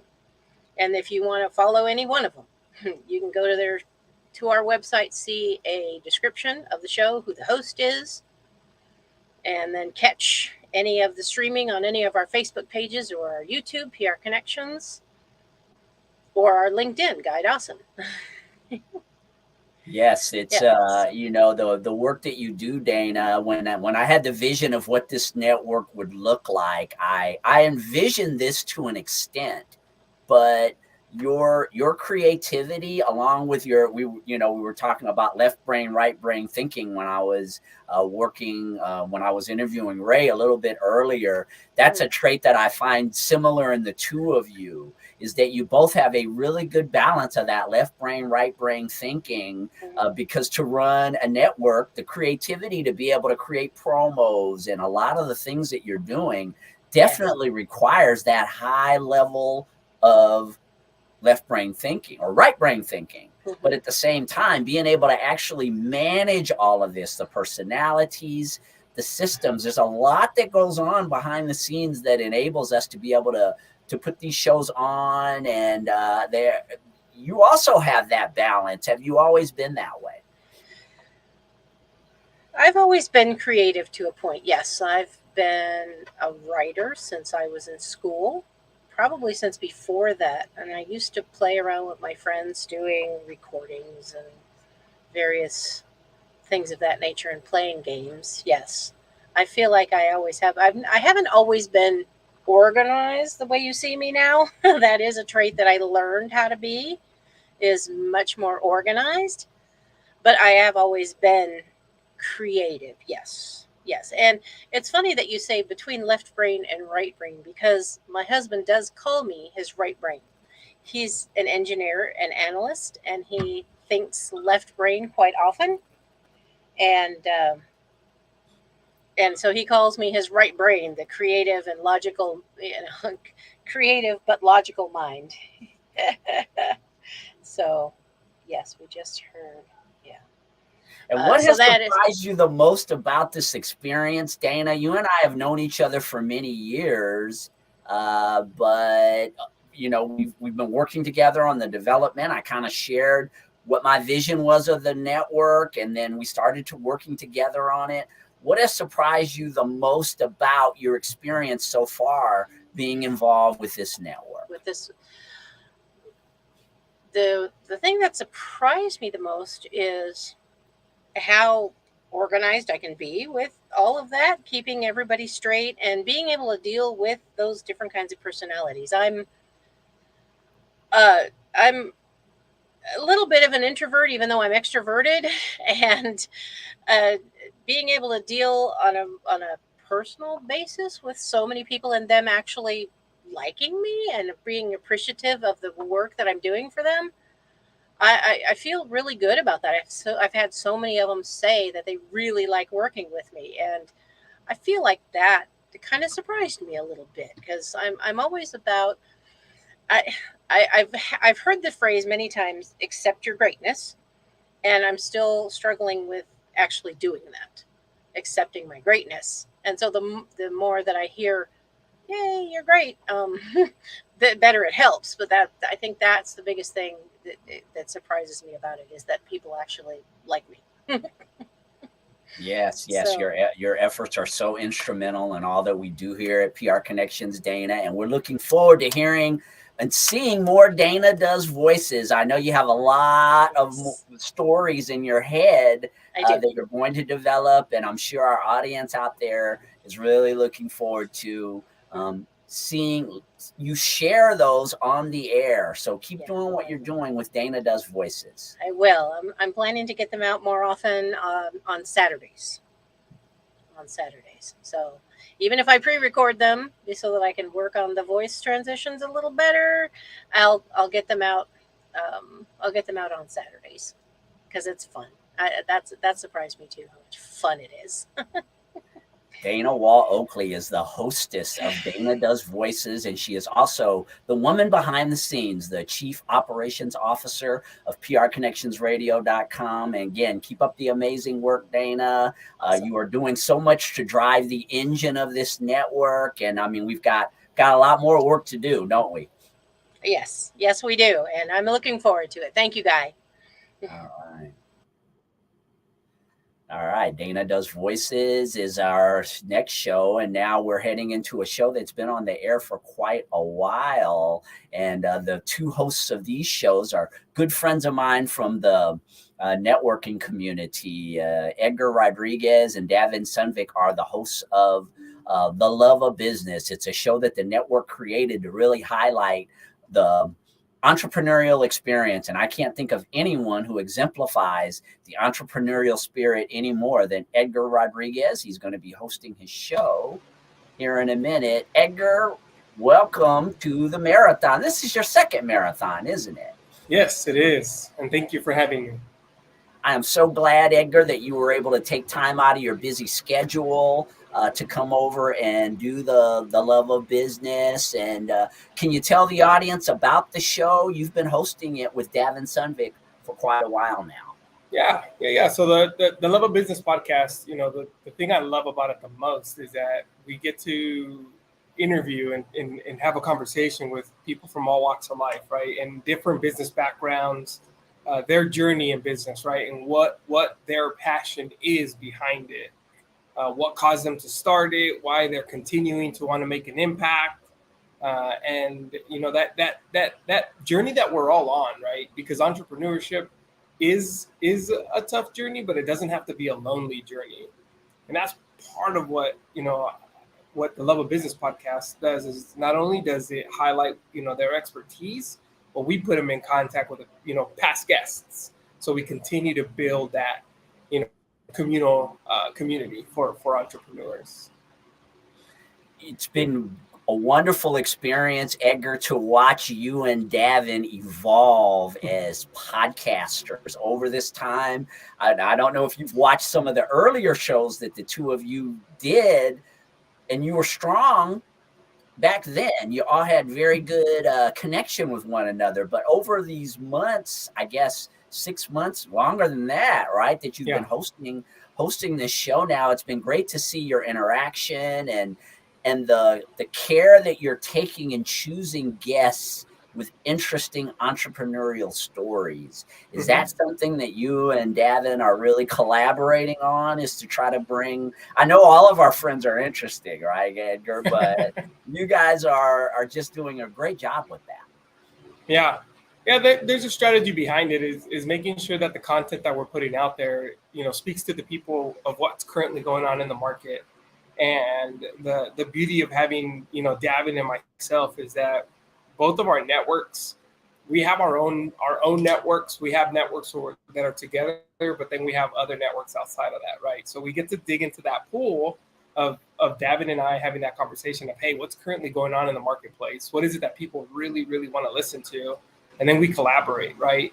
The interesting part is that our show got booked out. When we started doing this journey 6-7 months ago, we put out a list, and we knew that we could fill it bi-weekly. And knowing that our networks combined could fill the show, and it did for the entire year. So truly been a blessing to be able to have, great people on the show and continue to give highlight of, what's going on in our local community and how our ecosystem is starting to thrive.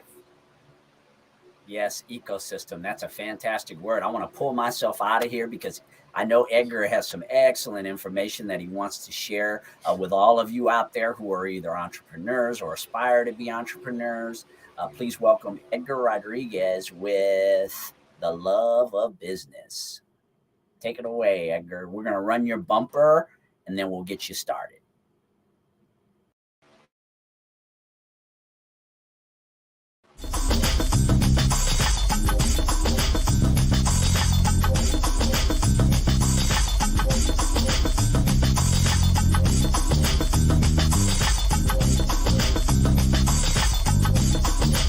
PR Connections Radio presents the Love of Business podcast.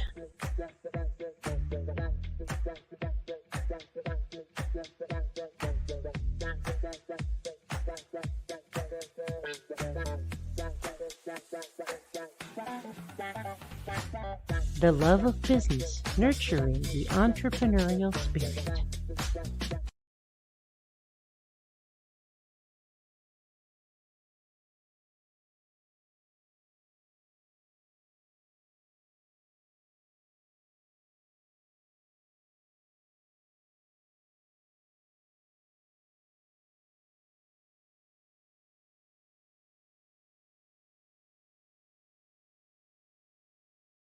Seems like we hit it off on the right foot.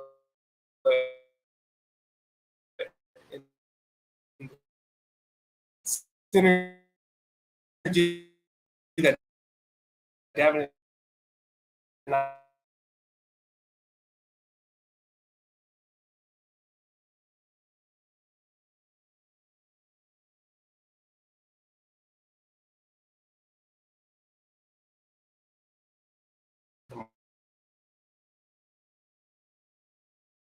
one another.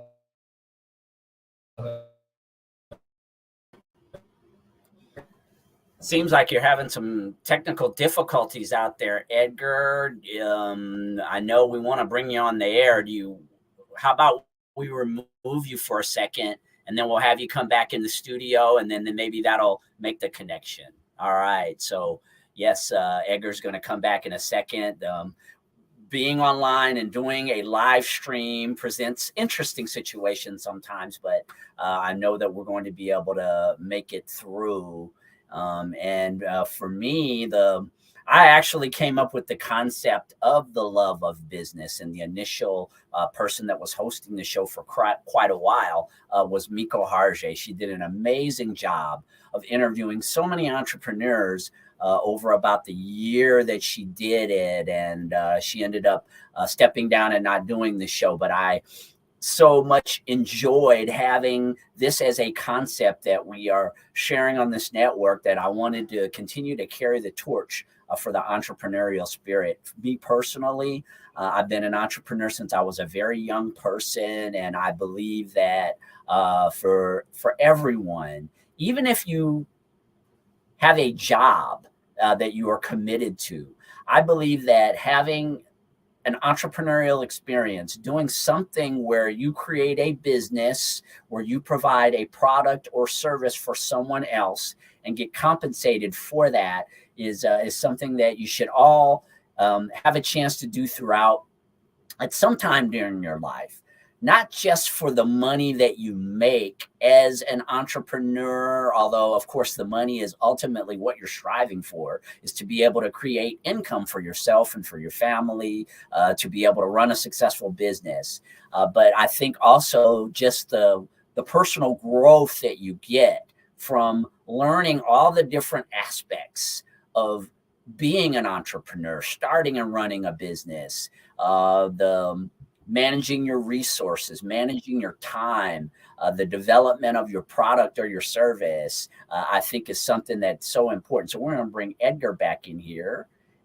How we doing, Edgar? All right. Some technical difficulties, but we are back. I did not want to steal your show, so Okay, do your thing. I'm going to take myself out of here. So now being back, one of the things I was talking about is the beauty of having Davin and myself be able to host the business podcast. It feels like what Guy mentioned, right? Like we synced up from the get-go. We hit it off from just him and I knowing that our networks do overlap, but being able to pull from other networks from when we're out networking and forming one of the networking groups that Davin came to mind with Spark. In this business journey, it's knowing that we can lean on each other's strengths and lean on their expertise to be able to become that subject matter expert for whoever it is, whether it's a client or a prospect or someone that is in our own personal network. That's one of the beauties of building this partnership through the Love of Business podcast, right? Is we get to pull the resources and knowledge of the people that not only are on the show, but we lean on our networks, and that's what's been key for us, is that whenever we're out there for a client, Davin brings a world of knowledge with his real estate background. I built a wealth management business and hence then moved forward into creating Master the Network, which now turned into business coaching from not just networking strategy, but being able to really make an impact and having conversations with clients and just asking them the right questions, right? Getting to understand what it is what current journey they're going through. That's been the biggest insight for us, is knowing that we can help on a deeper impact. And, Guy's been very, very instrumental in this, in getting us to be able to host the Love of Business podcast. And I'm extremely grateful for having him in our corner, because, had we not done this, who knows where our businesses would be, right? And learning to lean on others' expertise has been one of the critical components for us. For me today, I just wanted to talk about, potential guests or people who are looking to come onto the podcast. That's been one of the key things for us, is just having a steady lineup of people that, other professionals that are looking for that exposure, just getting connected in the community, not just here in Las Vegas, but, I've been very fortunate to interview people from, across state lines because of my military background, my connections with Bunker Labs, and just talking about that journey. For us, it's been fun. It's been good, but there's more to come. One thing I've learned in this journey is that it doesn't have to be something that you go through alone. Knowing that if we can move our egos to the side, ask for not how am I going to get this done, but who can help me get this done, right? In accomplishing whatever task at hand that we have. Because in this journey of business, right, we have a million things going on at once. But knowing that you have those people in your corner, you have the type of network in this business journey, that only helps you get there a lot quicker. And that's one of the advices that I give people is figure out who that core group of professionals that you want to surround yourself with, and then pick other people that are ahead of you, right? People that have already paved the way, and seek their mentorship, right? Knowing that they want to give back, right? They don't want people to struggle the way they did. I know for me personally, whenever I'm talking to someone who just got into entrepreneurship, and the beauty about one of the organizations that I help is Bunker Labs here in Vegas, right? And knowing that a lot of those entrepreneurs are already making income, but they're just trying to get to that next level.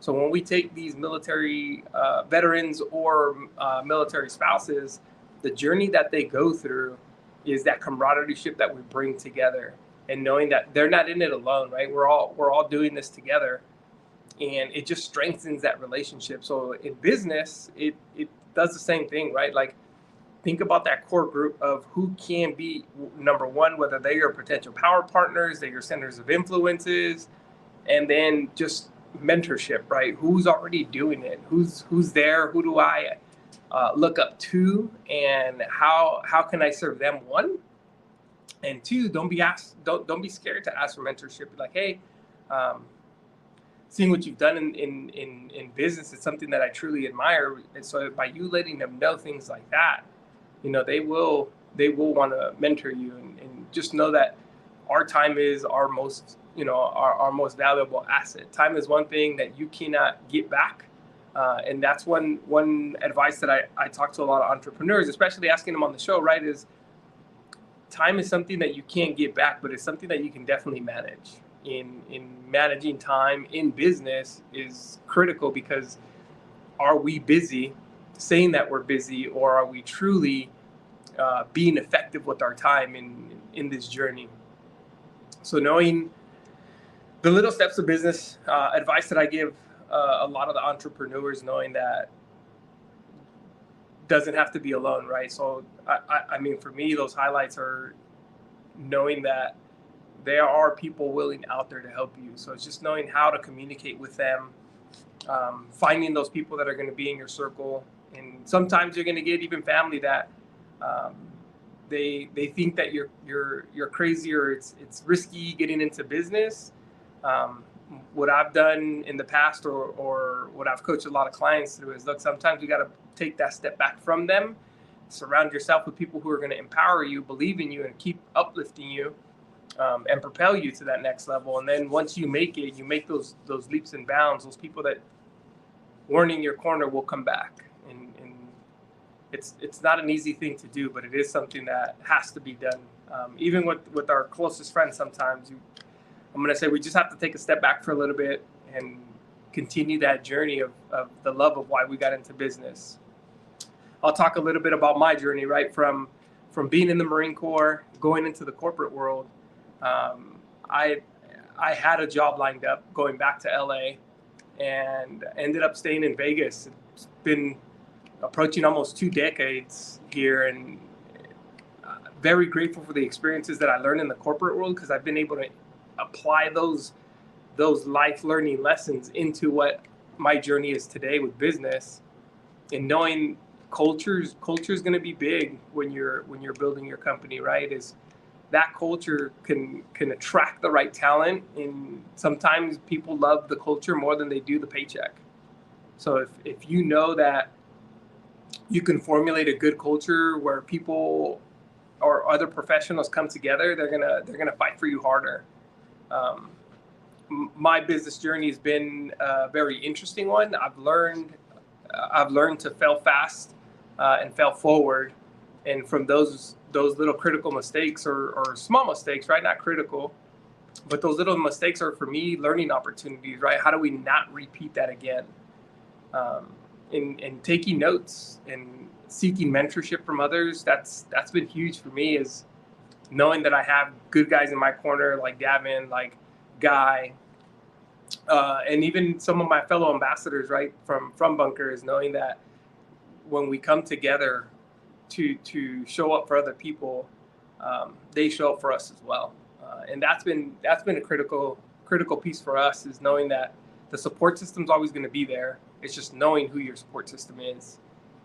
When I go back to talk about my journey, I started in the Marine Corps, that led into a 10-year stint with the phone company, and everything I learned in there was extremely helpful to prepare me to that next chapter in life for me. I knew that I wanted to do more. I wanted to make a difference, and that led me into my first taste in sales. Even though I feel, while I was in the phone company, everything we did was customer service based or sales.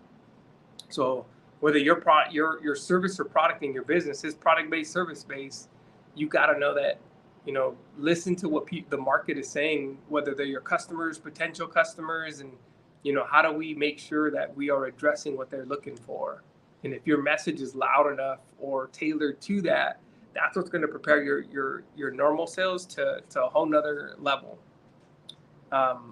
When I got into the sales world, for me, key was just questions, asking enough questions, understanding exactly what clients were looking for, not in the aspect of like, what can I sell them, but how can I solve for what they're looking for? I know that was one of the critical parts in keys for me, was when I was with ADT. In that journey, for me, it was they had a 7-step process. And I learned through that, if you stick to the process, that's a proven method. Why alter it? Why change it if it works? A lot of my colleagues at the time were struggling, and I came out of the gate just following the system, sticking to the system, believing in the system. I had a few little tweaks that I made in my verbiage, but it only took a matter of 4 months before I started to train them. And one of the key takeaways that I got is if you have a proven method in something that's already been proven to work, why are we going to try to tweak it? Why are we going to try to alternate it? So if you think about how you tie that into business, right, is depending on the product or service that you're delivering, somebody's already did the blueprint. Somebody already laid out that roadmap. If we seek what that roadmap looks like, we actually study the roadmap, pay attention to the roadmap, and how can I implement those principles to fit my style, to make it sound like me and not like a script, not robotic.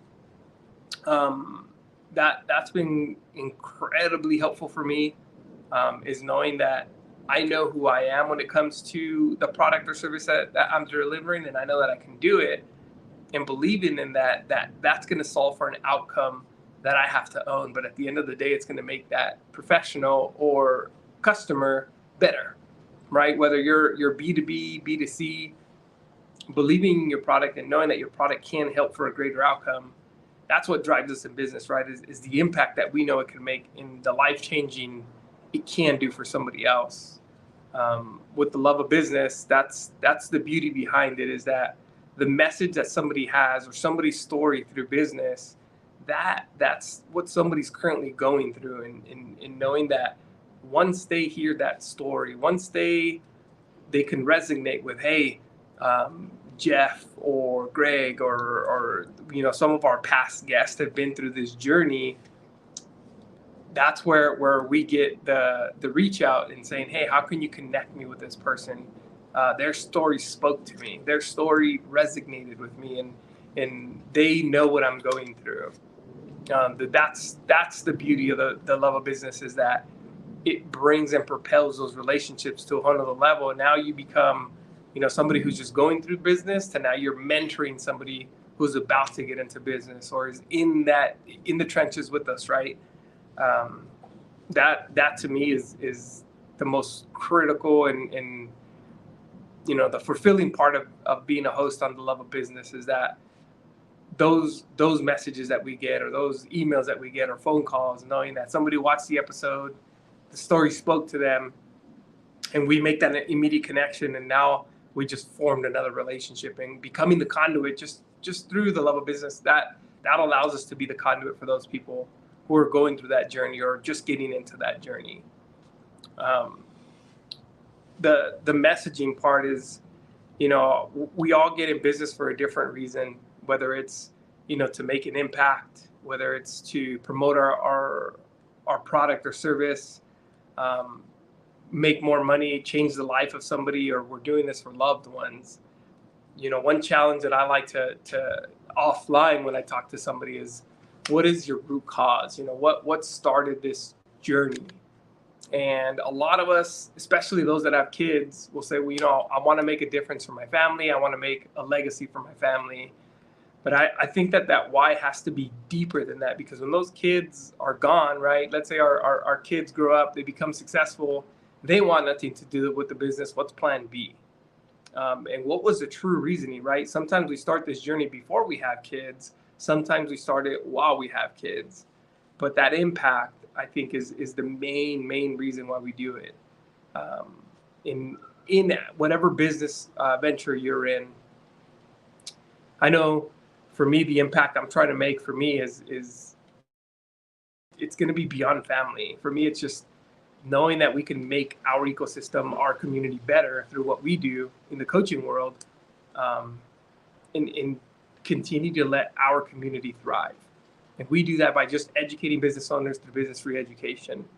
That to me is something that I do take not lightly. It's something that it does weigh heavy on my heart, knowing that whatever prospect client I have, that I can make a significant impact in their life, their business, because it's only going to, it's helping the community create more jobs, feed more people, put a roof over somebody's head. And the testimonies that we get, from being able to coach these clients and seeing the transformation that they're finally starting to get the life that they've always wanted. And one reason I think a lot of us start businesses, right, is to be able to enjoy the freedom of getting that time back to spend with loved ones, or be able to do the hobbies that we at one point in time love, but then we get stuck in the day-to-day grind. So this is where we come in, take a look at what's going on inside, and teach people how to work on the business, not just inside of it. Davin and I have had many conversations with past guests, and understanding that journey is that a lot of us do get stuck in the day-to-day because we're hyper-focused on making sure things are operating well. But sometimes we need that outside perspective, to ask questions of something that we might have not thought of in having the mentorship, right? This is why it's key to have those mentors in your life, is because they might have experienced something you're currently going through. And I know for me personally, the mentors that I have in my life have been massive in expediting a lot of the learning curve and not having to make those mistakes that could, for a lot of us, those mistakes can cost financially quite a bit. And knowing that, look, we have the Love of Business podcast because, for one, what's the story behind your journey? 2, your story may resonate with somebody else. And 3 is just being the conduit to connect you with the people who are looking to propel or get in and make an impact. That's been something that when people ask what I do, for me, it's just from serving my country to serving my community. And that truly, truly sticks to me, knowing that I will continue to serve, whether it's through mentorship, through becoming an ambassador through Bunker Labs, by hosting the Love of Business podcast, and just helping in that business journey for other people to make a bigger impact. That's what gets, I think, Davin and I, is knowing that the impact we're making by just hosting the podcast. And we host it bi-weekly, and it's just a 30-minute show. But in that 30 minutes, the relationships that are built, the synergy, and that journey that we're all on has been a critical component to being the conduit for other people in the network. We've had a lot of people, quite a few business professionals, want to be on the podcast, but Devin and I made it clear from the get-go that the story has to have a great, impact in what the message you're trying to deliver. We've been extremely, extremely grateful for everyone that's been on the podcast. We thank Guy for trusting us in this journey to host it, because I know that was probably one of the first podcasts that I ever started, one of the first podcasts I ever did, and the learning curve has been a journey in itself. Guy said that he felt we were natural, and I know Davin and myself were nervous, if we're being honest, but since then, in the recordings we've done, I know I'll go back and watch the videos and say, okay, what could I have done better? What questions could I have, made that might have made a bigger impact? And I always seek the guidance to get better, because we want the content to resonate, with current situations, things that are going on in the marketplace, how it's shifting business or culture. The advice that a lot of the hosts, or not the host, but a lot of our guests give has been things that I even I tell Davin, I carry a little notebook every time I have a guest on, and I will take notes. Even though I know that these are recorded, I still take notes because it's something that's fresh in my mind, something that's stuck out. And then I like to have that conversation around that with that individual or that professional offline, is, how did that come to fruition? How did this start, and how did you overcome it? Because if we were on the Love About Business podcast, most guests, we can probably have conversations for hours. Luckily, it's only 30 minutes, but in that 30 minutes, the questions that we ask, we try to make it to be extremely impactful, extremely informative, and whatever journey that other people are going through, it's going to resonate with them. And that's what the beauty of us being able to do that has been. It's been good. Final, what I'll touch is if this is something that you've been looking or thinking about, right, is, how do I get on a podcast? How do I tell my story? I would highly encourage you to at least take that leap of faith and do it, because you never know whose message or who's listening and who your message is going to speak to. I know for me, I've gotten to tell my story on somebody else's podcast, and the feedback I got and the connections that were made just by telling that story and what led me to business resonated with quite a bit of people in creating Master the Network. For me, that was something that I feel needed to happen. My experience with networking was not the greatest, but the Marine inside of me would not allow me to fail.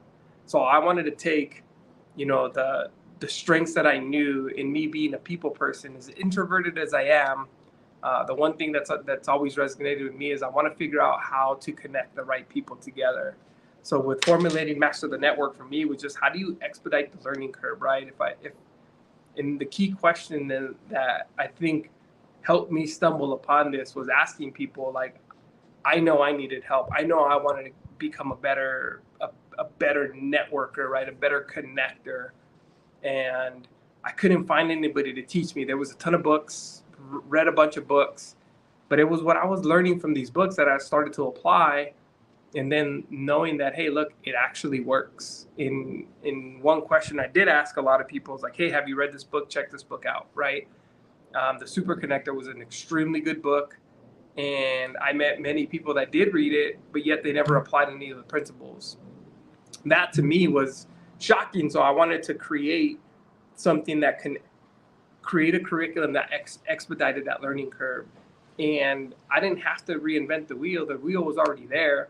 I just took principles from other books, put them together, created the curriculum, took some of the clients that I had in that journey, and the growth that it had for them, even corporate employees, right? Taking business development specialists and teaching them how to, professionally talk about in the community, the company they represent, and seeing them thrive now, right? One of them went from just being a business development specialist to now leading an entire team in a whole other state.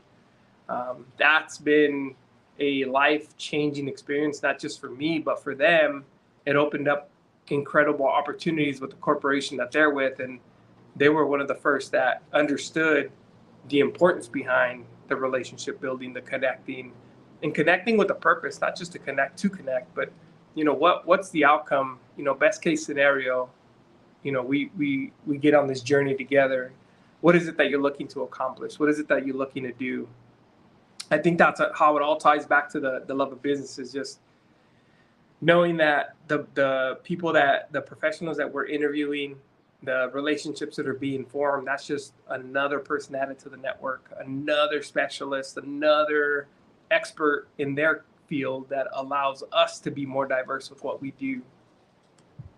That's been one of the biggest takeaways for me. And I know when Guy approached us to do the Love of Business podcast, I had never really considered doing a podcast, but I'm extremely grateful to have jumped onto this journey.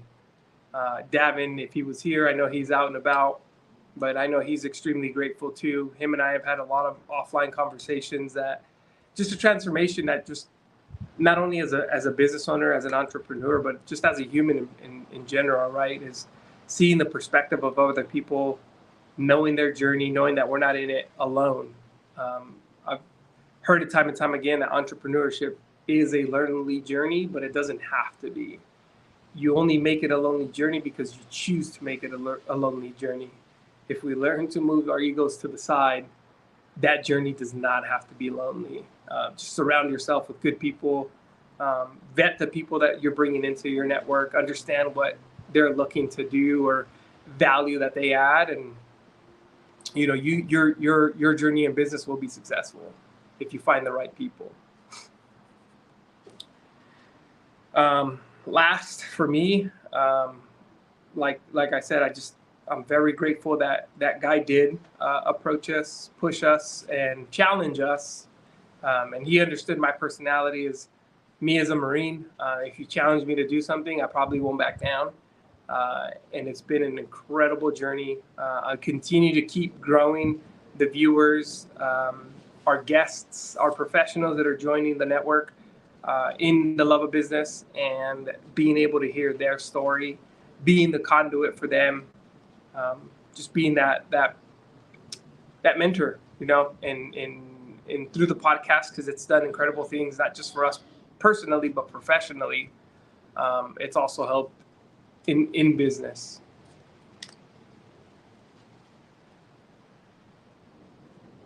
And then,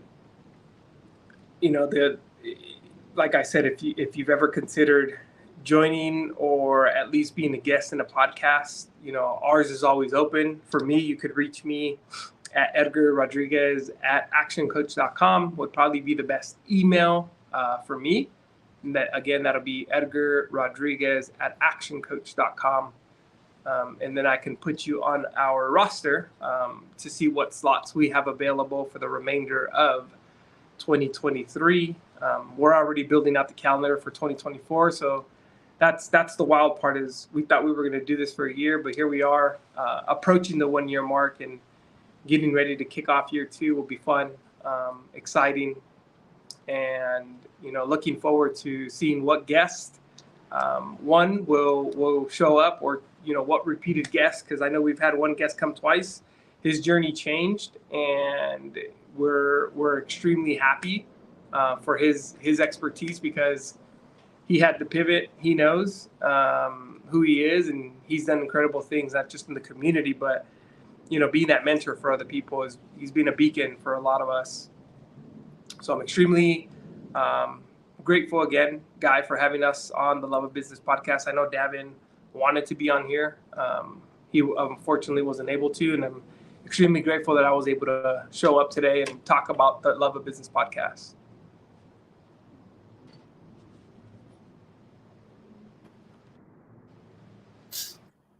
Excellent information there, Edgar. And I knew you guys were the men for the job from the very beginning, and you have absolutely showed me that my instincts were true. I love your commitment to doing this, both of you.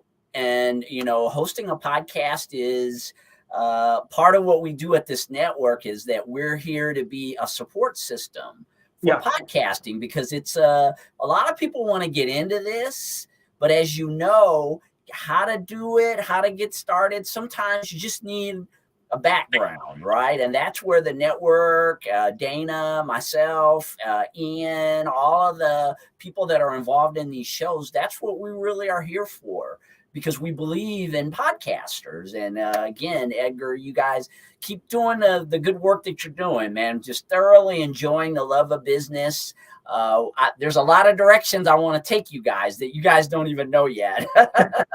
Well, we're excited. I know we're looking forward to it, because I know we're approaching the 1 year mark, and we're excited to jump into year 2. Yeah, keep up the amazing work, Edgar. And for those of you, again, tune into the Love of Business podcast. It is on, I guess it's every other Tuesday, isn't it? Yes. And are you scheduled for this Tuesday? Yeah, we are. So we're on the first and third Tuesday of every month. So this will be the first Thursday, or the first Tuesday of every month. But we are scheduled for this coming Tuesday. Okay, yeah, because you have the months where there's the extra Tuesday, but you guys are very, very consistent with what you're doing, and love your enthusiasm and your commitment to helping entrepreneurs grow, Edgar, and you're doing this in your business as well. So what a great combination here, right? Yeah, you're not just preaching, you're practicing what you're preaching. That's right. All right. So keep up the great work, Edgar. And we're going to continue on with the Love of Business the Love of Business Marathon. We could do a Love of Business Marathon because I could talk about this all day long. Yes, we can. Yeah. Maybe we'll do a mini one of these days. Maybe we'll do a mini Love of Business Marathon, bring on multiple guests. That's actually sometimes your flubs create opportunity. That's and right. We can create our own little workshop, right? Isn't it interesting how that's business? That's right. Yeah. All right. Keep doing what you're doing, Edgar. Yep. Thank you again, Guy.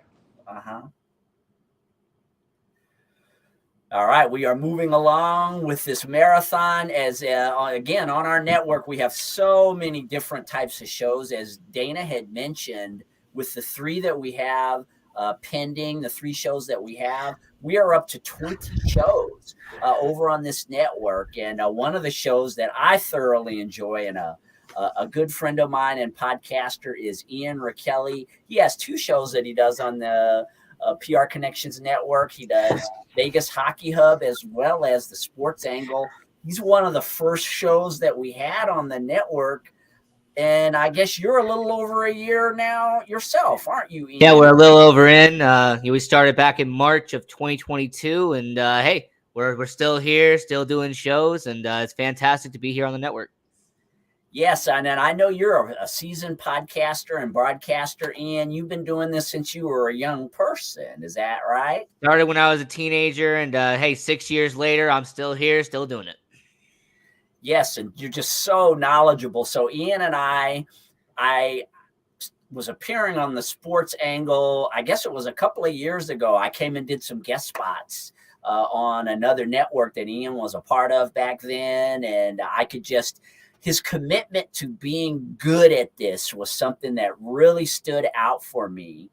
And as we started to develop the network further, I had a vision of having a sports show on our network, and things just worked out. And Ian has come over here, and he's literally created a sports division within PR Connections, which is something that I had always wanted. I'm a huge sports fan, and I just love what he's doing. His attention to getting better and better and better at this. And you're just this Vegas Hockey Hub is a very popular show on our network, Ian. I mean, I'm not going to take much credit. The Vegas Golden Knights, they're in the Western Conference Finals, one of the best teams in hockey. So when you get to talk about one of the best teams in the world, it kind of helps you out. So yeah, I'm going to get out of your way so you can go ahead and do that right now. Please welcome Ian Rakelli, the host of Vegas Hockey Hub. All right, Ian. Absolutely.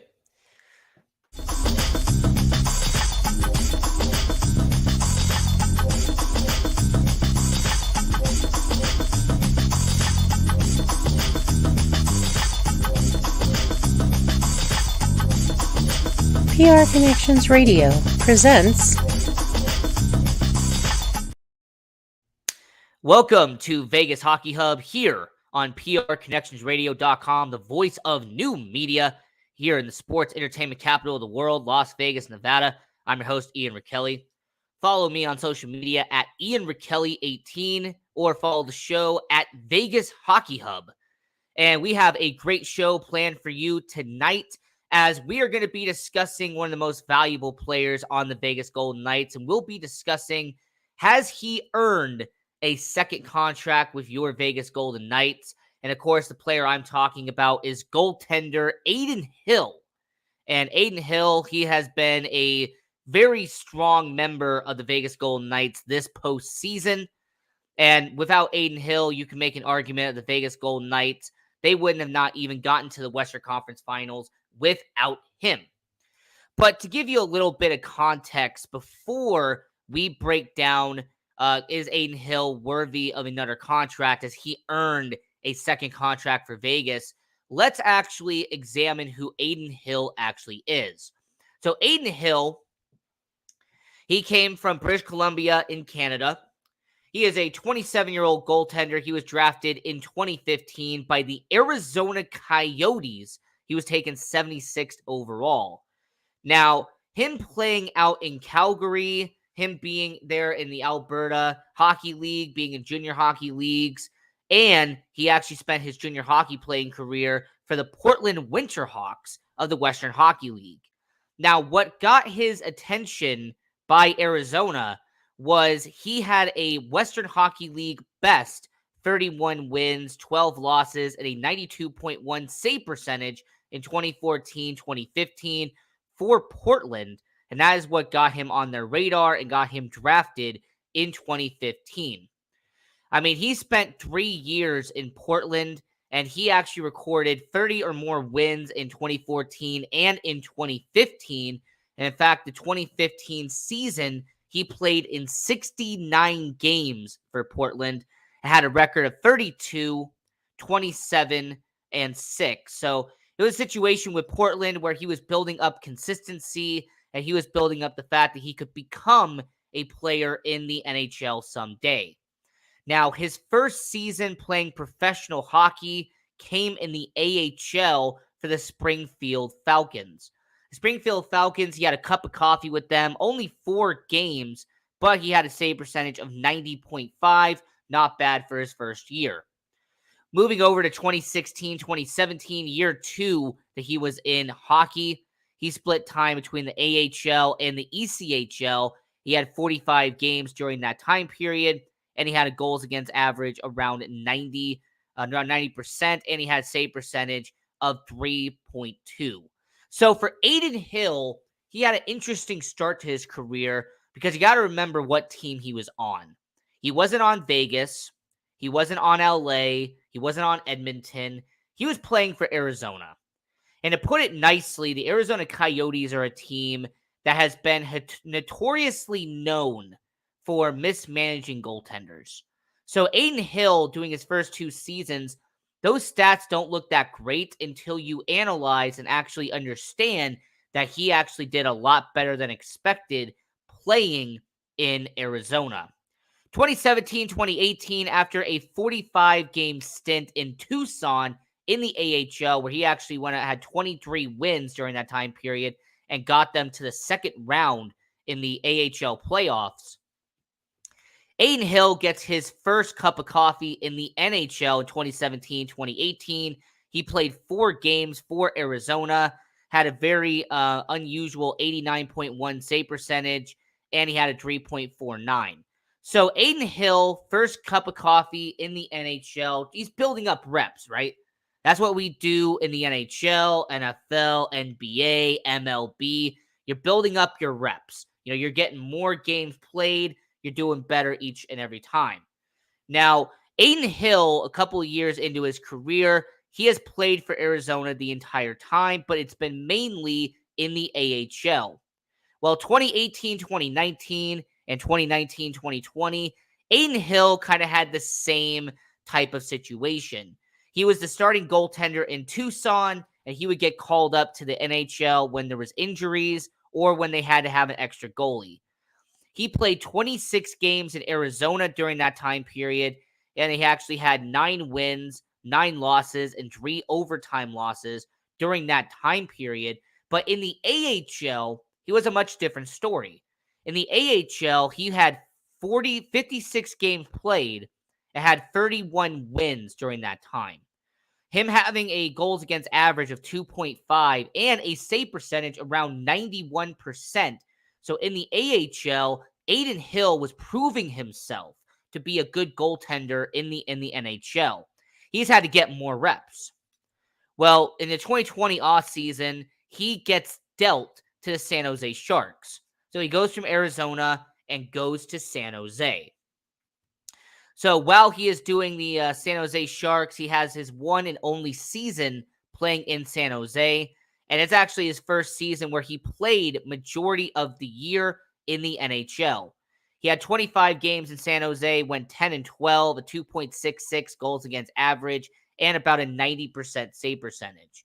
So him being in San Jose, it really enabled Adin Hill to build up the credibility as a NHL level goaltender and what was able to get him to Vegas. So taking it back a few months, during the 2022 NHL offseason, the Vegas Golden Knights, Robin Lehner is out. He is injured, going to be on IR. Oh my gosh, what are the Golden Knights going to do? Well, they go and they call up a division rival in San Jose, and they make a trade. What the trade was is that the Vegas Golden Knights gave up a 4th round pick in the upcoming NHL draft in exchange for Adin Hill. Just for context, he was traded for a goalie and a 2nd round pick when Arizona flipped him to San Jose. So Adin Hill gets an opportunity in Vegas, being dealt for a 4th round pick. So Adin Hill was expected to be a backup goaltender for Logan Thompson, and that was really all he was supposed to be. He was going to be a backup goalie. You'd see him in a few games. He would have a few off appearances, but that's what Adin Hill was supposed to be. Now, this season, if you really break it down into 2 parts, it's a tale of 2 stories. Adin Hill in the regular season and Adin Hill in the postseason are 2 completely different goalies. Adin Hill in 25 games this year had a win-loss record of 16-8 and had a goals against average of 2.5 and a save percentage of 91.5. So he had the best goals against average in his NHL career in 6 seasons so far, and he had a 91.5 save percentage, which was the 2nd best in his career, only behind 2019. But 16 wins was the most he had in a single season up to that point. Only 7 losses is actually not bad considering he played in 25 games. So for Adin Hill, he showed that he was reliable, he was consistent, and more importantly, he was an asset to the Vegas Golden Knights that they had to hold on to. Because the goaltending for Vegas was a very injury-prone situation in year 6 for your Vegas Golden Knights. Logan Thompson was an all-star, and then he gets injured. Robin Lehner was put on IR all year. He was not going to play. Then you had Laurent Brisebois, who was injured to begin the year and was put in the AHL for a portion of the season. So to have someone like Adin Hill, who was there for majority of the season, that is a valuable asset.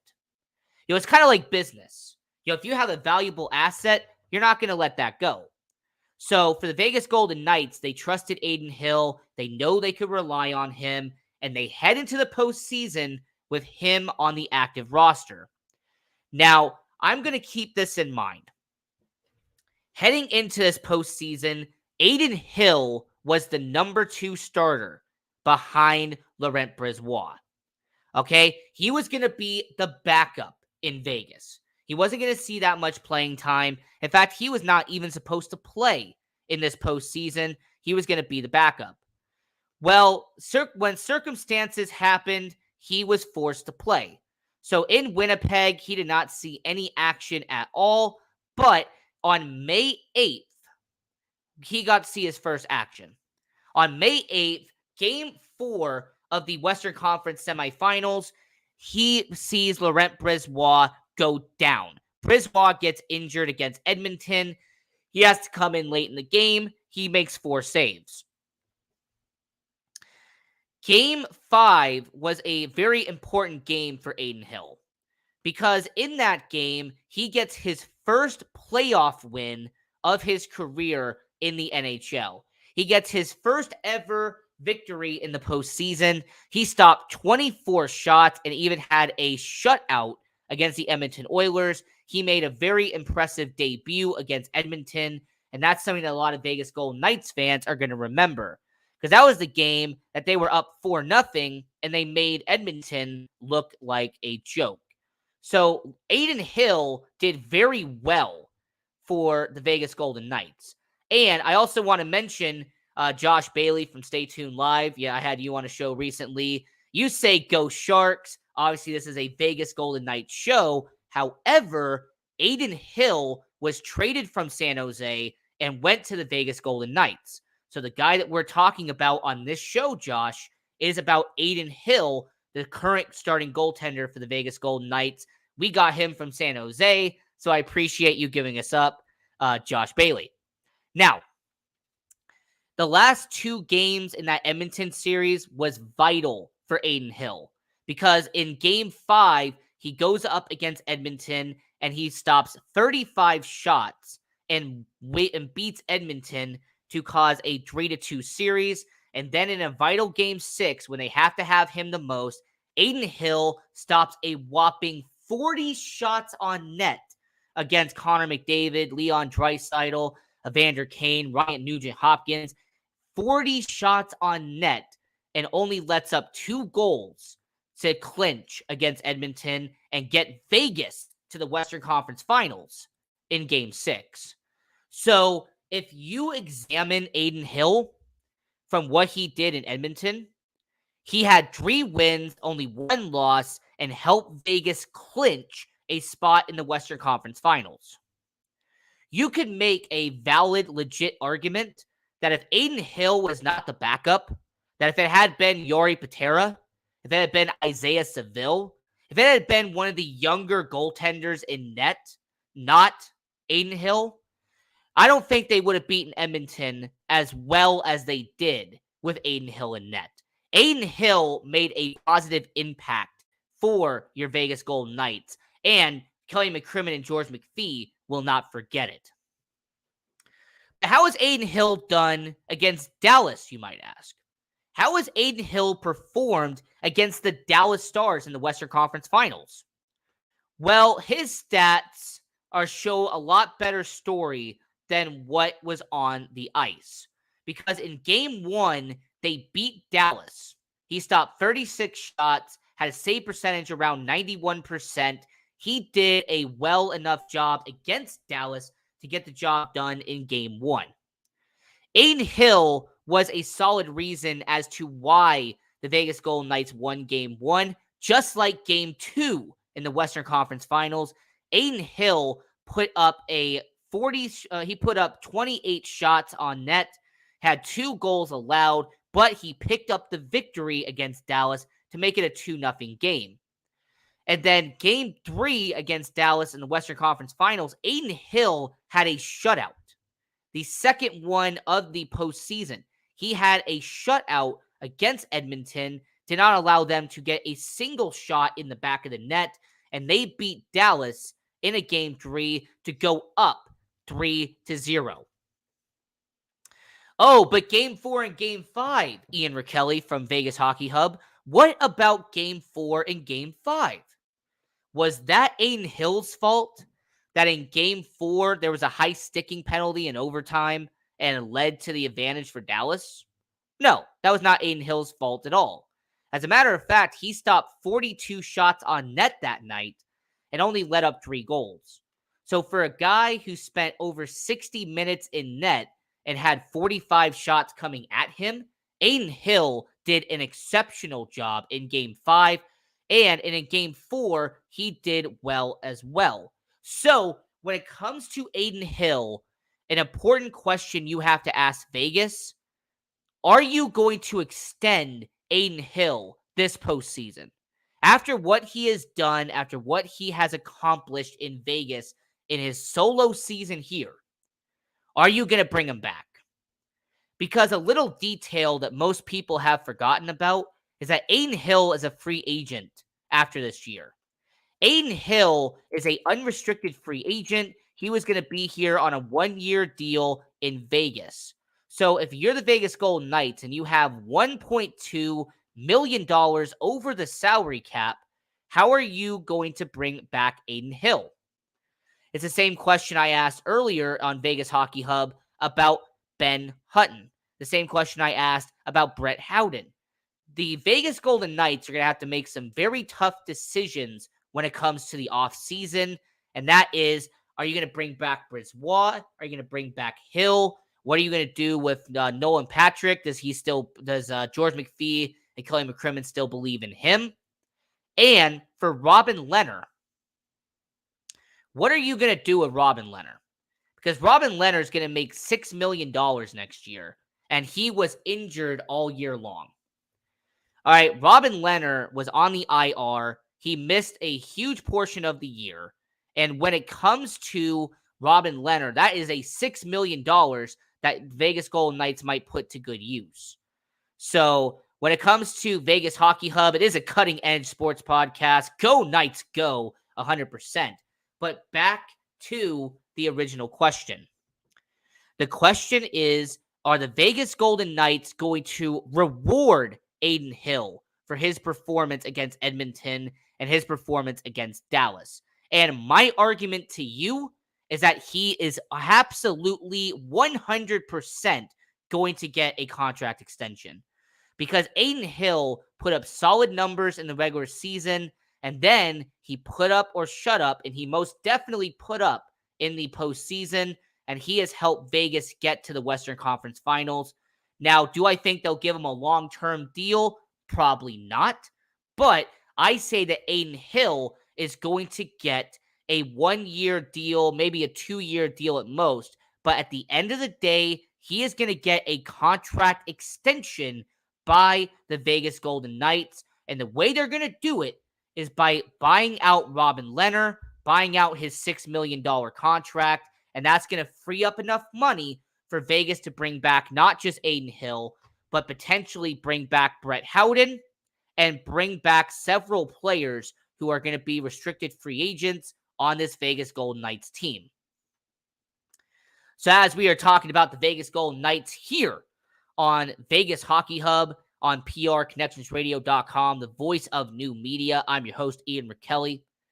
And as we are looking forward to what's next, right? That's what this show is about. What's next? Well, the Vegas Golden Knights, they're going to go up against Dallas once again. And you are going to be in Dallas in a vital series where you could potentially win this series. Now, the Vegas Golden Knights, they have gotten to a little bit of a slump. All right, they've lost their past 2 games. They were up 3-0. Now they head into a vital Game 6 at the American Airlines Center in Dallas, Texas. And what the important story is going to be is, can the Vegas Golden Knights wake up? Can they drink a couple of energy drinks? And can they stop having sloppy passes in the neutral zone like they did in Game 5? That was the biggest problem that the Vegas Golden Knights had in Game 5, was a lack of energy. It really looked like they were sluggish in Game 5. And their sloppy passes from Alec Martinez, Michael Amadio. There was several examples of the Vegas Golden Knights showing sloppy passing and sloppy work with the puck. Because I think Adin Hill can get it done. He showed against Edmonton that he can be a goalie that gets you far. The defense is pretty solid for Vegas. I mean, after all, the Vegas Golden Knights have been pretty well known for their defense. Shea Theodore, Alec Martinez, Zach Whitecloud, Brayden McNabb, my favorite player on the Golden Knights, but you guys already know that. But when the Vegas Golden Knights' biggest concern is going to be, can you take away and can you limit the amount of turnovers that you are going to give Dallas? Because the amount of turnovers you give that team, it's eventually going to cost you. And when you saw against Dallas in Game 5 and you saw in Dallas in Game 4, if you have a turnover in Game 5, it went the other way and they put the puck in the back of the net. In Game 4, it was discipline. Brayden McNabb gets that high sticking penalty and it leads to Dallas scoring on the power play. So for the Vegas Golden Knights, I'm going to leave it with this. The Vegas Golden Knights need to win this series. The Vegas Golden Knights cannot be known as that team that blew a 3-0 lead against the Dallas Stars. I mean, after all, the New York Yankees did it to the Boston Red Sox in 2004 in the ALCS, and they were mocked and laughed at for blowing a 3-0 lead. So if you're the Vegas Golden Knights, my advice is that you need to win this game. You need to wrap it up, and you need to make sure that the Vegas Golden Knights go to the Stanley Cup Finals and take on Florida here at T-Mobile Arena.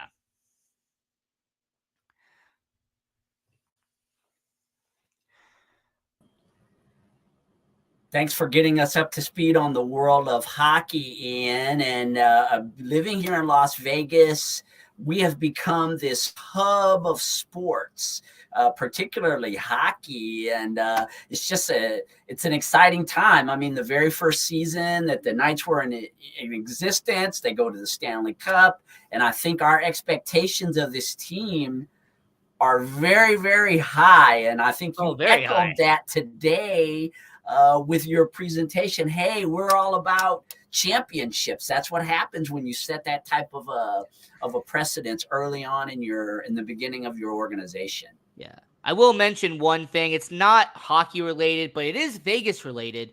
Scoot Henderson, he plays for the NBA G League Ignite. He is the projected number 2 pick in the NBA draft. I think he's going to be a great talent in the NBA, and we have seen him live. He's an incredible talent.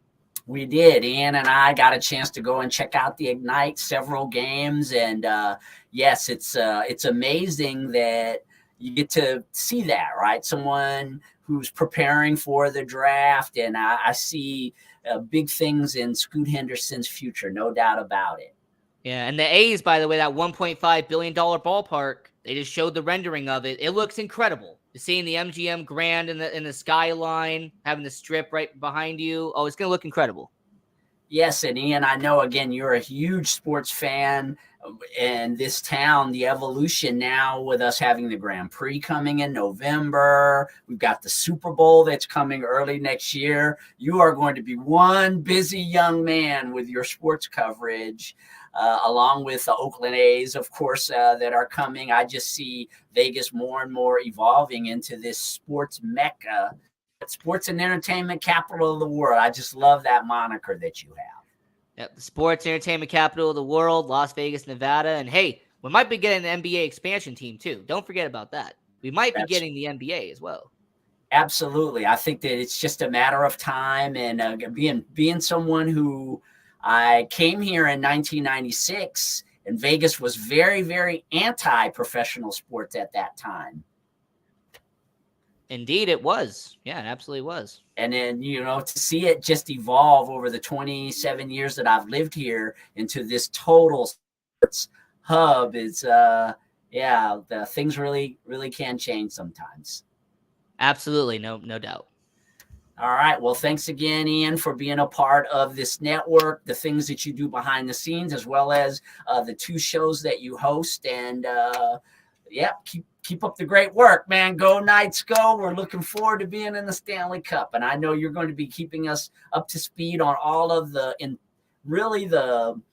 hardcore information. I mean, Ian goes into a lot of depth with the shows that he presents. Yep. Monday through Friday, 6 p.m. Pacific, 8 p.m. Central, 9 p.m. Eastern, here on PR Connections Radio. All right. Keep up all your great work. Ian Rakelli with the Sports Angle and Vegas Hockey Hub. So the first half of our marathon is completed. We've got several shows. We're going to take a short break here, and we've got several shows that are going to be a part of the second half. We have the Power with Brian Gardner, a very popular show on the network. Will be the first podcast that we air in this afternoon. We also have Crypto and Cash, one of our newer ones. This will be their first appearance in the marathon. And then we're going to have Rachel West with The Professional. She'll also be a part of the second half of this marathon. So, hey, back on the air in about 15 minutes with the second half of the PR Connections Marathon. We hope you are enjoying everything so far. I know that I am thoroughly enjoying being your host. See you all soon.